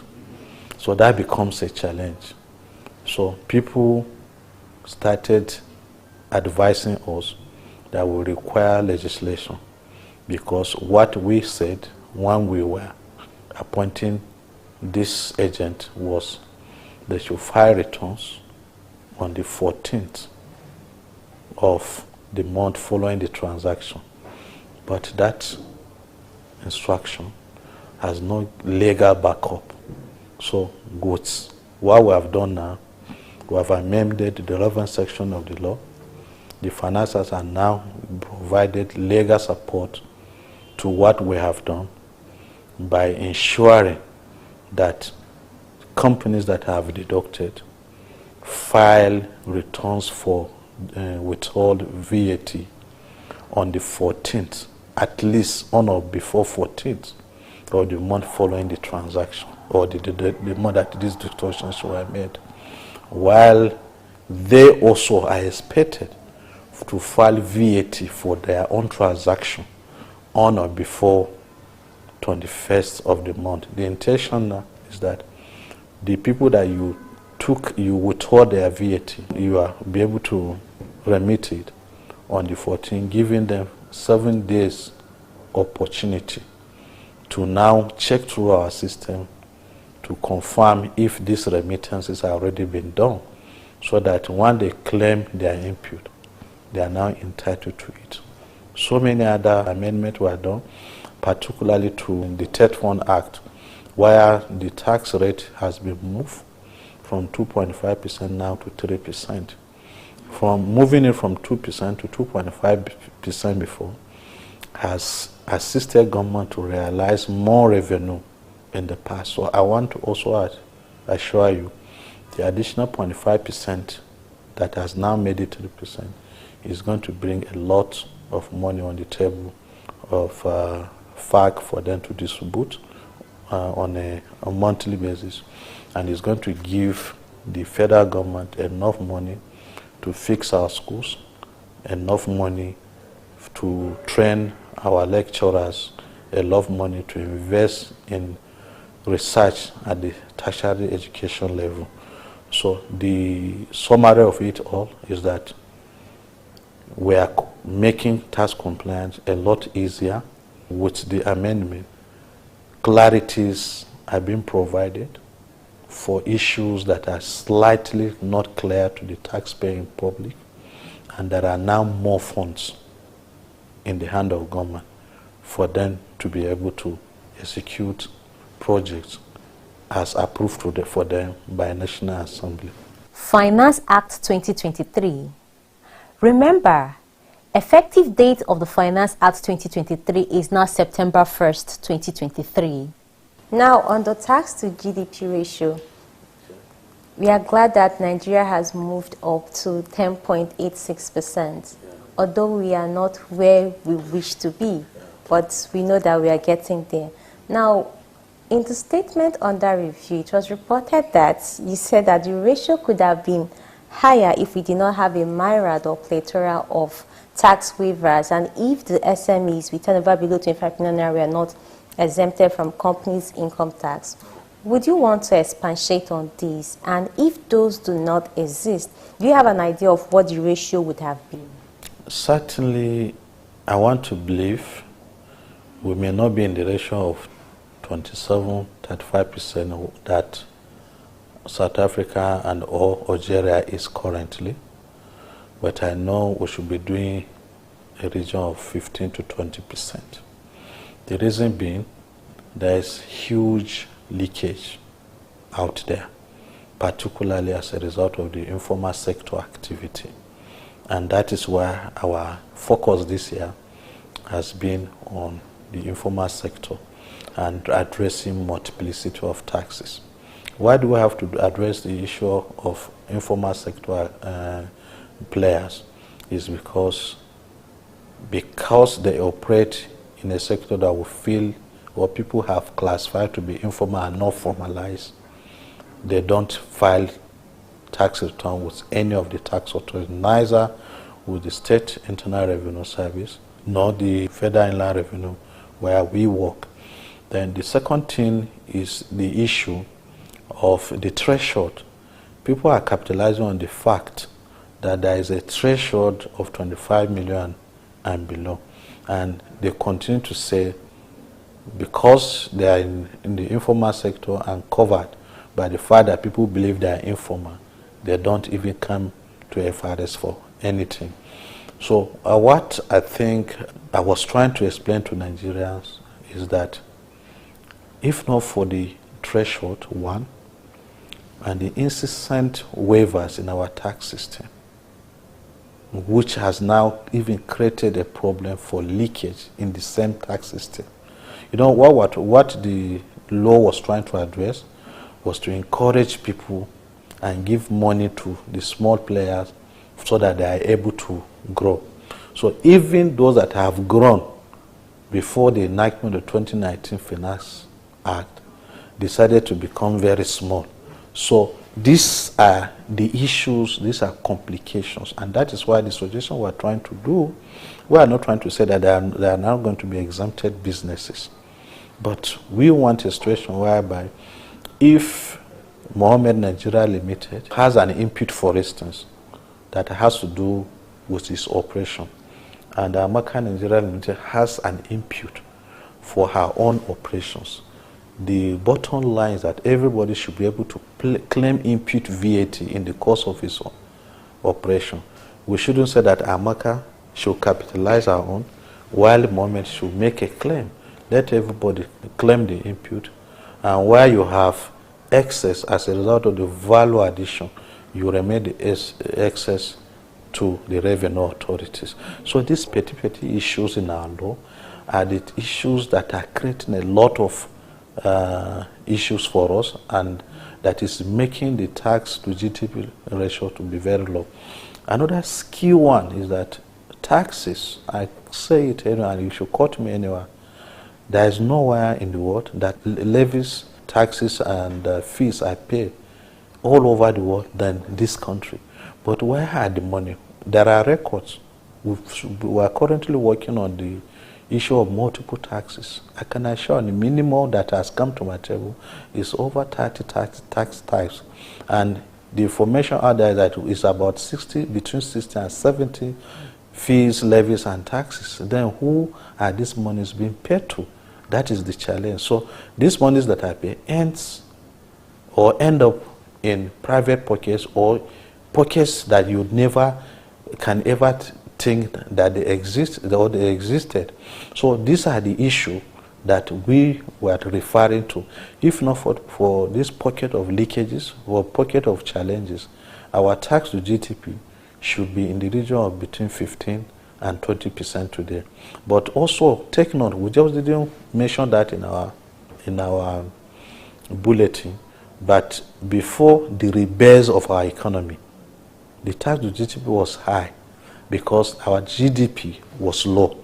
But immediately it was rebased, the tax contribution to GDP now shrank, simply because the basis for which you use in measuring the tax payment has now gone up, and the tax collection did not go up at the same rate as the GDP has grown. The last one, which is quite unfortunate for our country, we run a country with 3 tiers of government: local government, state, and the federal government.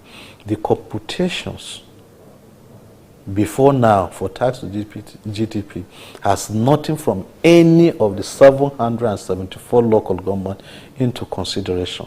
There is no record of those collections. It took me 6 months collecting record of the year 2021 before we were able to do it. So those leakages are huge. People are paying levies, are paying fees, are paying taxes on daily basis in our motor parks. People are paying money even at the point of delivery and death of people, but all those monies end up in private pocket. This is what other countries are properly accounting for and considering as taxes, and use them to compute their tax to GDP. So until all these issues are put together and considered in the future, our tax to GDP will continue to be low, not just because taxes are not being paid, but they are not properly being accounted for and or reported. Now, you've spoken glowingly about the support the FRS under your watch had received from the past administration. Talk about the former president, and also the same appreciation goes to the then Minister of Finance and to the 9th National Assembly. Now a new administration has taken over. What do you want from the new administration in terms of assisting the FRS in achieving greater heights? Well, I will only request that they continue from where the former government has stopped, They provided us with every support we needed, including financial support for funding our business processes and to make sure that we invest heavily in technology and capacity building. Then our own critical infrastructures for our office administration, including furnitures and prototype offices that we erected nationwide.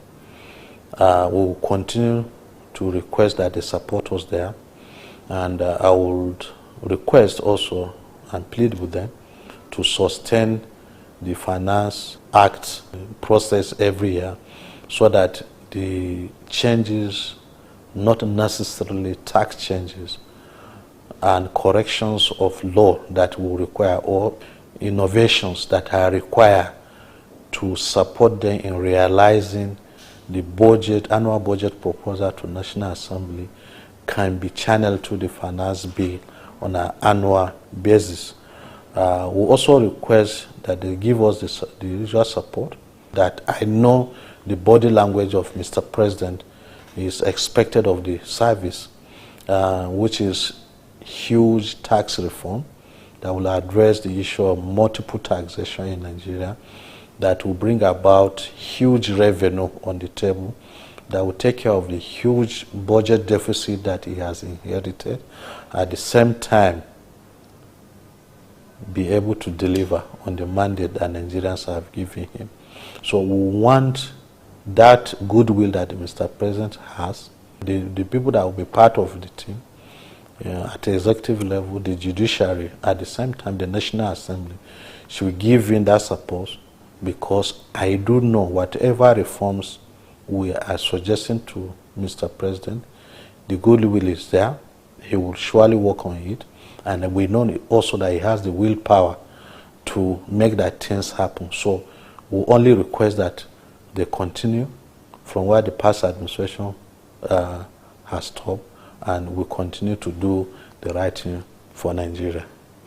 Now, finally, before we let you go, how would you want the FRS to be perceived by stakeholders, especially taxpayers? Well, since we came on board, you are reminding me of my takeoff points, and the first that was on my mind, we wanted a service that is customer friendly, and so far so good. The entire country will bear us in witness. What we are doing today is to speak to taxpayers so that they appreciate what we are doing. So we want a service that takes our customers seriously, and the customers are the taxpayers, for every concern that they have. We have been giving them the required support, and will continue to do so. As FRS2, our emphasis has been collaborating with critical stakeholders, including media organizations like yours, so that we are able to build a transparent, strong, and efficient tax system that works for everybody. Thank you very much, Executive Chairman. You're welcome. It's really a pleasure talking with you and gaining from your wealth of knowledge and experience. Thank you so much. Taxation rests on a tripod: tax policy, tax laws, and tax administration. Tax laws are dynamic, as the Executive Chairman FIRS said. Now, with the Finance Act being a yearly routine, the judges must be kept abreast of the changes. In the recent past, the FIRS has hosted trainings for judges. Yet another training section took place on Thursday, 15th June 2023 in Abuja. Over the years, the federal government has been consistent in amending financial laws, which have invariably introduced some notable changes to tax administration in Nigeria. These amendments are necessary to accommodate the speedy pace of technology, global commercial changes, as well as provide solution in our precarious economic circumstances. These changes to tax system brought about by fresh challenges in addition to those already on ground, such as the problem of increase in tax disputes and disagreements, which may only be settled before competent courts of record. Hence, the necessity for us to interact and discuss forward-thinking approaches to the usage and applicability of the courts and other stakeholders. The role of the judge in a tax case, mark the words, is primarily to interpret tax legislation in the light of the facts found. This judicial work is sensitive both to the factual nuance of the case at hand and legislative complexity of the law in question. This will be the major item on our menu on the next episode of Tax Matters. Thank you for watching. See you next week.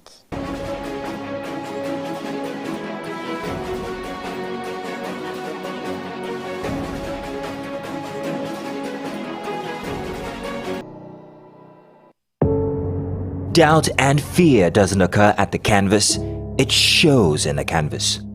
It shows the conation of raw earthen material slabbed, stroked and molded at a pace provided by the doubt and fear. Every move way in the struggle of one to the other, merging the past to the present, brushstrokes of colors seen but not known. For when the wailing stops, the pieces settle down in abject beauty erected for a century of a century. Speaking, advocating, protesting as the arts are meant to be.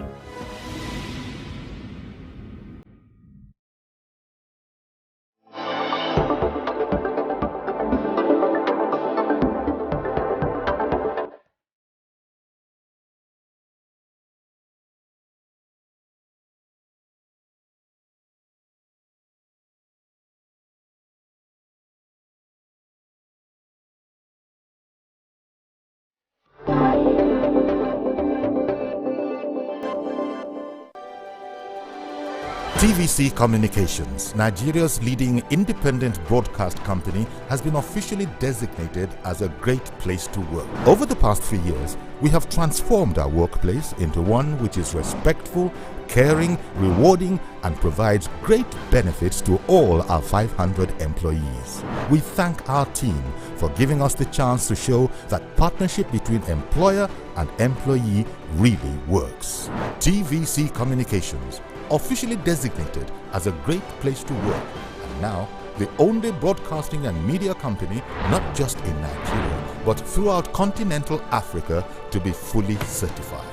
TVC Communications, a great Nigerian company, a great Nigerian place to work.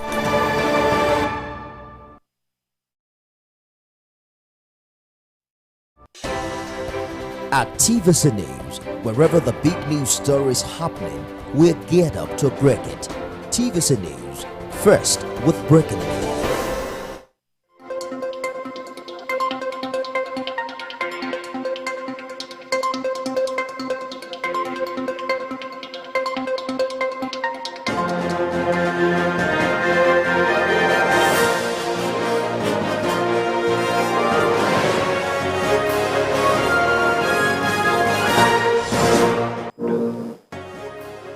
House of Representatives wants new service chiefs to tackle bandits attacks in Katsina's communities. NEMA warns Ondo residents against indiscriminate dumping of refuse on waterways.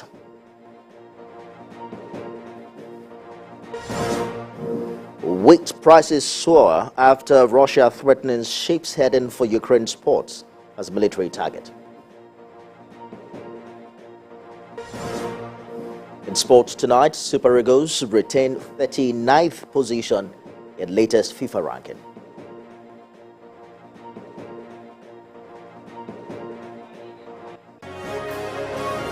Hello everyone, this is TVC News at 7, reaching you live from our headquarters here in Lagos. We begin from the National Assembly, where the House of Representatives has challenged security agencies to adopt new tactics and strategies to end daily banditry attacks in Basari, Safana Federal Constituency of Katsina State. The Parliament also dwelt on the need to improve welfare package for members of the armed forces. National Assembly correspondent Joke Adisa has details. May the agenda so rest in perfect peace. Another day at plenary and security issues again top legislative business. Aliyu Abubakar from Katsina State laments the rising cases of kidnapping, killings and other banditry attacks in his constituency. He says economic activities have become practically impossible as his constituents can no longer go to their farms. His appeal is that the newly confirmed security chiefs should respond to his distress call. Bandits attacked these villages, leaving many dead and others were wounded and kidnapped. Currently, there are some people that are receiving treatment at Federal Medical Center Katsina, and some are in the hands of these bandits.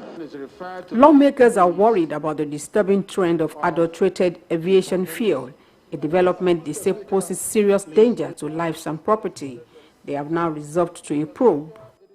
That the House to constitute an ad hoc committee to investigate the increasing incidences of aviation fuel contamination, associated air travel risks, and possible non-adherence to standard operating procedures. The head of the Civil Service of the Federation and the nation's Accountant General have a date with the Parliament on the inability of government's payment system, IPPIS, to certify workers for payment of their salaries. It's quite unfair that people will be working for 3 years, take transport in Nigeria of today, and they are not being paid. So these people have families. Some of them are breadwinners. They need to be paid, not just in UNIZIG, but in all the universities in the Federation. Consumers may now heave a sigh of relief as the House adopted a motion calling on the Electricity Regulatory Agency to desist from approving hiking tariff. It is most inappropriate and insensitive to come up with a price increase of such magnitude at this time when Nigerians are yet to come to terms with the increase in petroleum prices. To motivate members of the nation's armed forces, the House called for the full implementation of the Manual of Financial Administration. The end goal is to ensure that the 2024 budget takes adequate care of their welfare. Joke Adisa, TVC News, Abuja. I have joining me on the news at 7 to discuss the insecurity in Katsina, security expert Captain Bish Johnson. Thank you for joining us on the news this hour. When it comes to insecurity, particularly the issue of armed banditry and terrorism that is faced in parts of the country, what do you think should be the priority for service chiefs this time? Well, let me start by saying this. It's rather very unfortunate that we are relying mostly on Nigerian military for what is otherwise internal security that ought to have been left, to the charges of internal security apparatus like the police, like the DSS, and the Nigerian Security and Civil Defense. Having said that, the priority of the service chiefs have to be focused on everything about security, since they're already fighting insecurity, whether they are bandits or non-government or kidnappers or armed robbers, anything that is going to result to loss of lives and properties, breakdown of law and order, all of them aggregated ought to be their priority. What do you think has usurped the authority, of the police, the civil defense and DSS you mentioned earlier, particularly in the Katsina crisis? Well, what baffles me really is I don't know where the DSS has been in all these insecurity issues that we're having in the country. Every day they are mad in one kind of political crisis or other, leaving pretty much their primary mandate of domestic intelligence. The DSS also is the premier institution in terms of gathering of domestic intelligence in this country. But so far, I don't think they have played much of any important role in that respect. Their job ought to have been to infiltrate most of all these places where they are wreaking havoc on Nigerian citizens and gather as much intelligence as possible. And that intelligence made available to the Office of the National Security Advisor, who now in turn makes that intelligence information available to relevant security agencies to go after these people, in a precise and a strategic, targeted operations, not guesswork. Well, to be fair to them, we hear from them once in a while giving warnings about impending attacks in parts of the country. But what is the role of the people in this intelligence gathering mix, and how do security forces get the people on their side?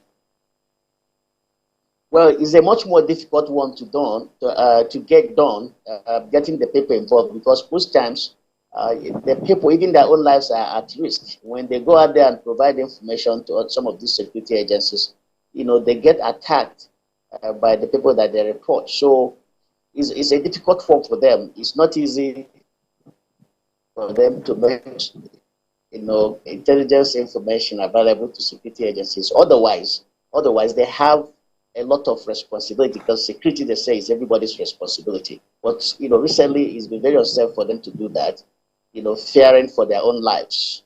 And we have not done such a wonderful job in trying to create that awareness where everybody will understand that, look, we are all in this together. We're all stakeholders in a very secured, peaceful Nigeria. But at the same time, I won't blame them because of the attacks that ordinary citizens have, received when they make intelligence information available to some security agencies. Well, you make it difficult to prefer a solution. Are you saying we're in an impossible situation in that regard? We're in a very, very difficult situation. What I'm saying now, I said it in 2013, that a lot of research, this research was done by Rand Corporation of America. They came to the conclusion that, to dismantle terrorist organizations have always taken about 20 years for some countries to be able to do that. This is not a clear-cut symmetric warfare where there is, clear-cut, victory.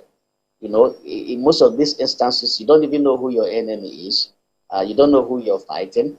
And so it's much more difficult than a clear-cut symmetric warfare.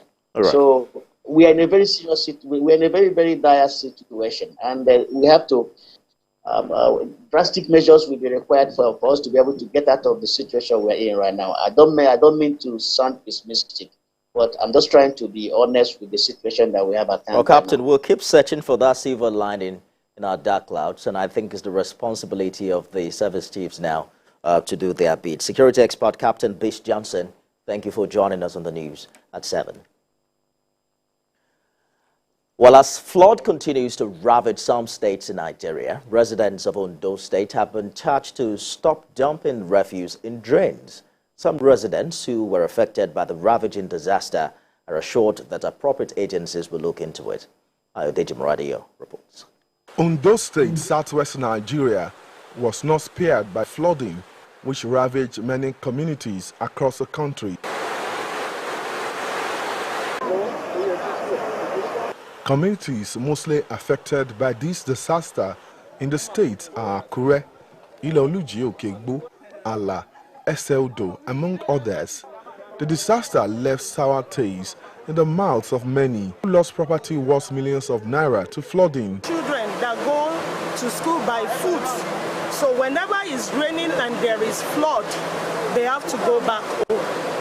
So, and this road is a major road, even to other communities.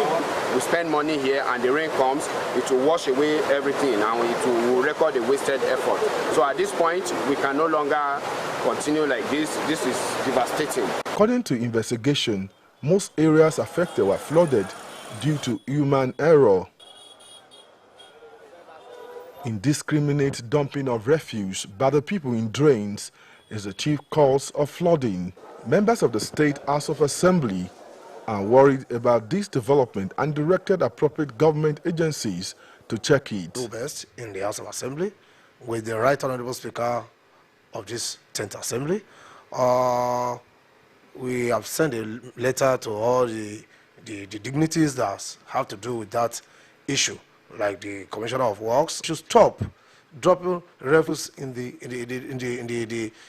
drainage, so that whenever they stop doing that, I think it will reduce the issue of flooding in different local governments. The National Emergency Management Agency has sensitized residents of Akure, especially market women, of the danger inherent in indiscriminate dumping of refuse on waterways. To sensitize people on the need to have a cleaner environment, to clear our drains, and be mindful of the upcoming flood, so that people don't walk against flooding or driving across flooded area. With stern warning about looming flood disaster by the Nigerian Meteorological Agency, residents need to change this attitude, while government must put preventive measures in place. Ayodeji Moradeyo, TVC News, Akure. The European Union is stepping up its support for education in Nigeria. The ambassador of the regional bloc at the pre-departure orientation for the 135 awardees of the Erasmus Plus scholarship says it's ready to invest 45 million euros on basic education for girls affected by the conflict in the northwest. Moyo Thomas reports. The state of education in Nigeria has been of concern lately, especially with the rising figure of out-of-school children. UN's global data on out-of-school children put the current figure at about 20 million. Reasons for this are not far-fetched. Apart from the obvious insecurity, funding is also a great challenge. It is definitely pleasing news that the EU is expanding its cooperation with Nigeria to include basic education, which is every child's right. The EU ambassador to Nigeria says this initiative will be launched soon. The ambassador encouraged students departing Nigeria for various EU countries for postgraduate education to be focused and be a global citizen. All of you, a life-changing experience. You will be exposed, my dear awardees, to other cultures. You will meet many people, not only European people. You will meet with many people coming from different parts of the world. It's a unique opportunity for you to become citizens of the world. This is what the Erasmus program is all about. The Ministry of Education and the National Universities Commission acknowledges the steadfast commitment of the EU to enhancing education. The EU delegation in Nigeria has continued to show unwavering support in fostering educational cooperation and collaboration, in promoting academic excellence and expanding the frontier of knowledge in the country. The program has promoted academic excellence and innovation, as well as encouraged the exchange of knowledge and best practices among participants. I'm excited. The excitement of the awardees could be felt miles away. This year, I told myself that I have seen my boss and I'm going to go after that boss with all my might. And while going after the boss, I also prayed to catch the boss. Erasmus Scholarship was my boss for this year, and I went after it while praying to God that I got it. Honestly, I didn't know how serious this entire program was until today, knowing that 50,000 people around the world applied and 835 of the Nigerians that were awarded today, I'm one of them. It's really eye-opening for me, and I'm overwhelmed, as it were. The students met with the representatives from the countries of study to learn more about the country.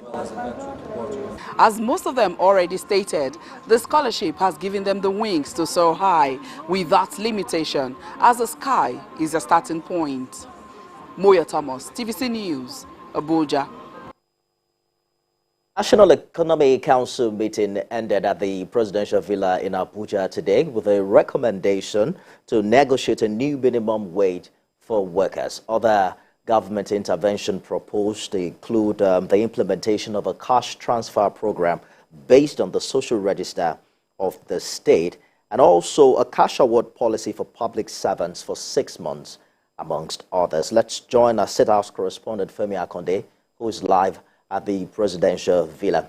Femi, the governors are proposing a cash transfer program that is based on a social register of the state. What do they have against the National Social Register of the previous administration?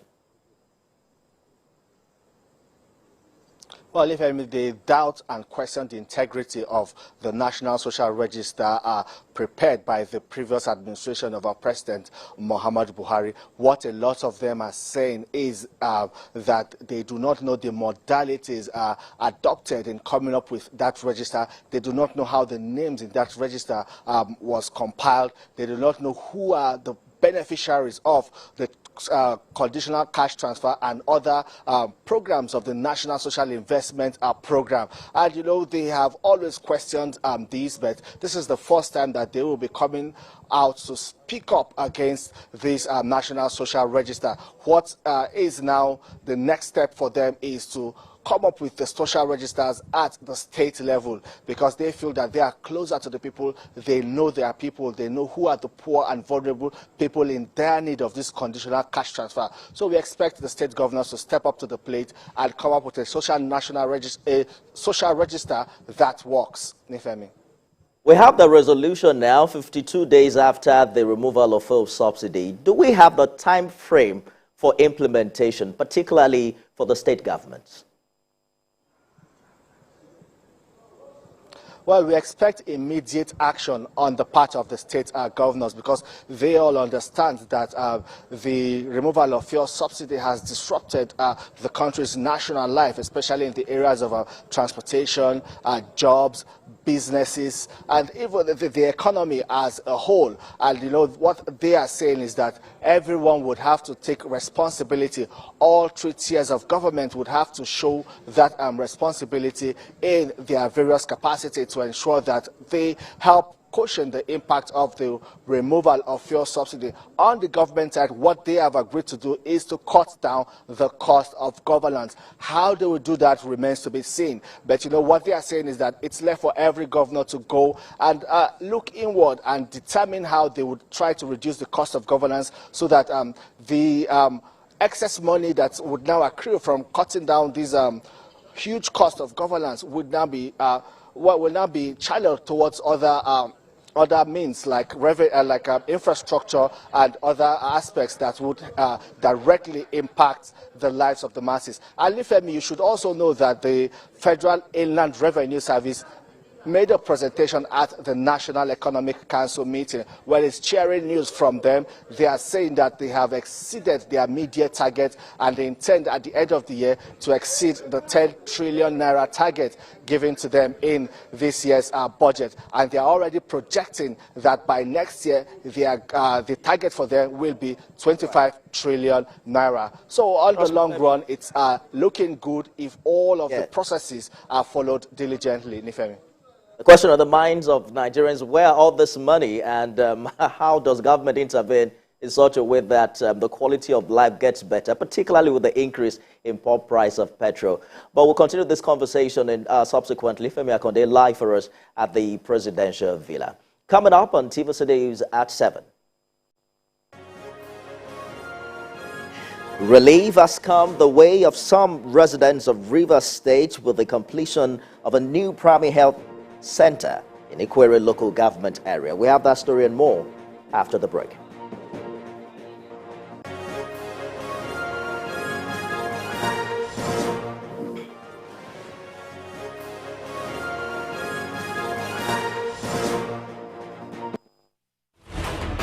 In the month of July, on the 2nd of July, the global community celebrates World Sport Journalists Day.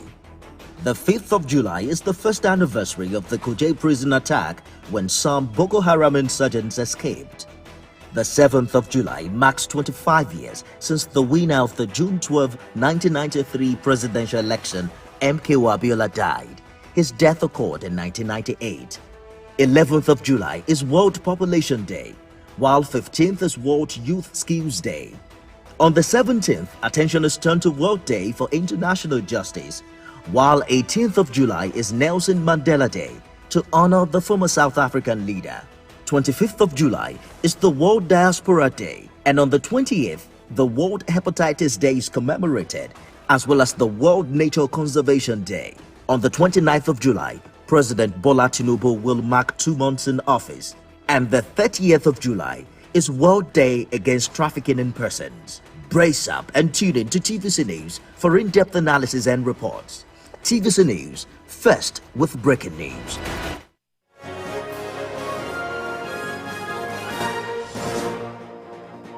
You're watching TVC News at 7. A reminder of our top stories tonight.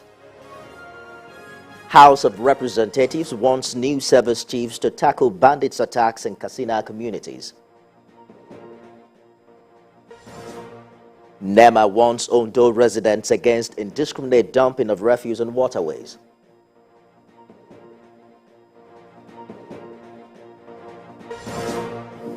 And wheat prices soar after Russia threatens ships heading for Ukraine's ports as a military target.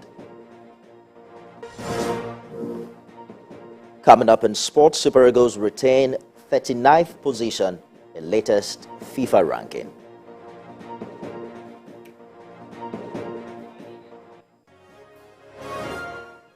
The governors of the All Progressives Congress say they are working now with the federal government to address the current hardship being faced by Nigerians after the removal of fuel subsidy and the increase in petrol pump price. Arising from their meeting, Hope Uzodinma, chairman of the Governors Forum, the Progressive Governors Forum, disclosed that issues concerning party unity were also discussed after the resignation of its national chairman.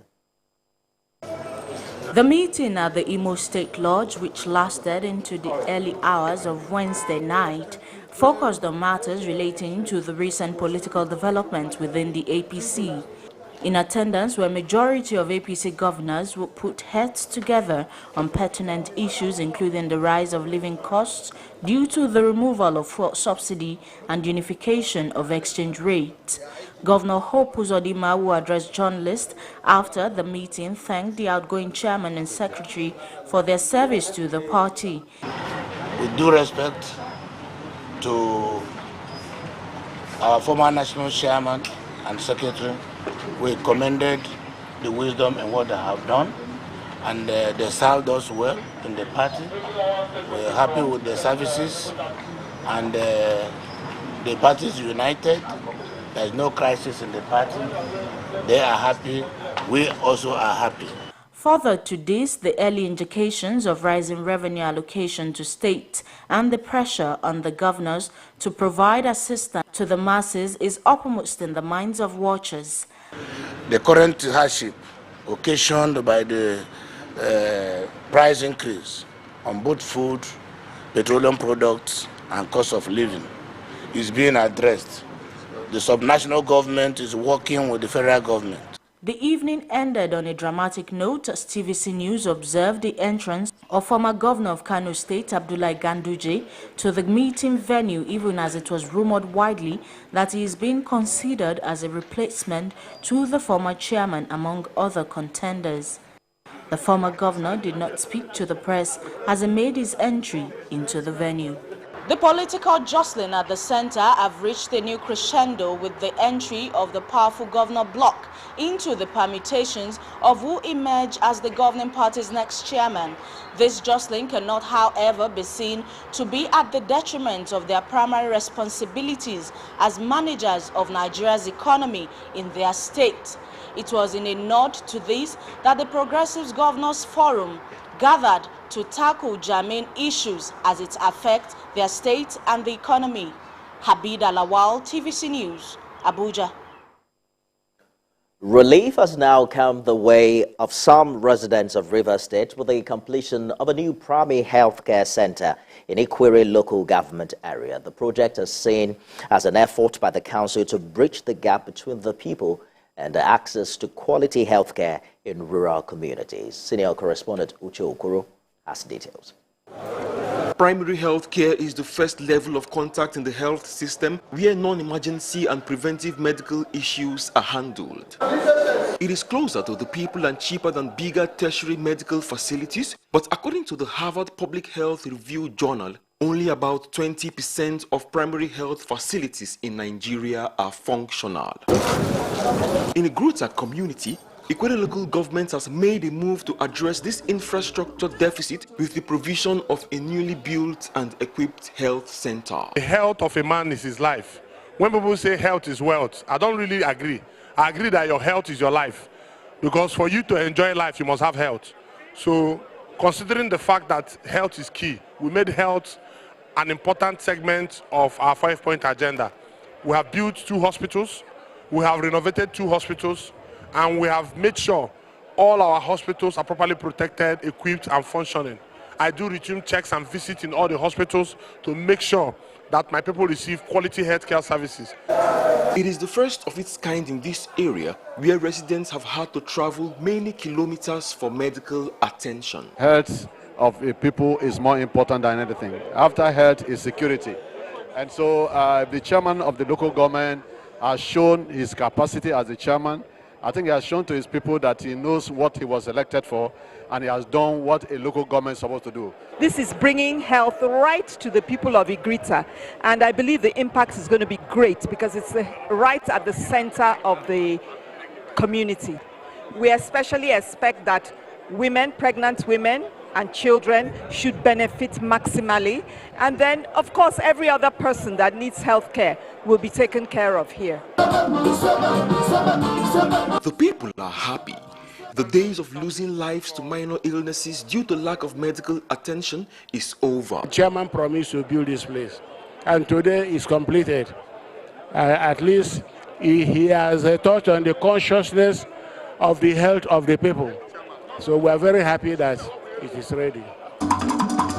To ensure that this facility survives for many years to come, the council says it has put legislation in place to guarantee the release of funds for its maintenance. Uche Okoro, TVC News, Iguruta. The 32 Artillery Brigade, Akure Ondo State, has emerged winners of the 2 Division of the Nigerian Army Inter-Brigade competition held at the Sobi Cantonment in Ilorin. This is just as the General Officer commanding 2 Division of the Nigerian Army, Major General Valentin Okoro, again warned criminals that they will be decisively dealt with. Correspondent Ibrahim Malege reports. The 4-day competition, which started on Monday, was hosted by the 22 Armored Brigade, Sobi Cantonment, Ilorin. Warrant officers and senior non-commissioned officers from 5 formations under the 2 Division of the Nigerian Army participated in the competition. They participated in drilling, combat swimming, map reading, weapon handling, and obstacle crossing, which was the high point of the exercise during the grand finale. The various categories were designed to engender team spirit and togetherness in the fight against crime and protection of the nation's territorial integrity. I am Lieutenant Colonel O.U. Osawe,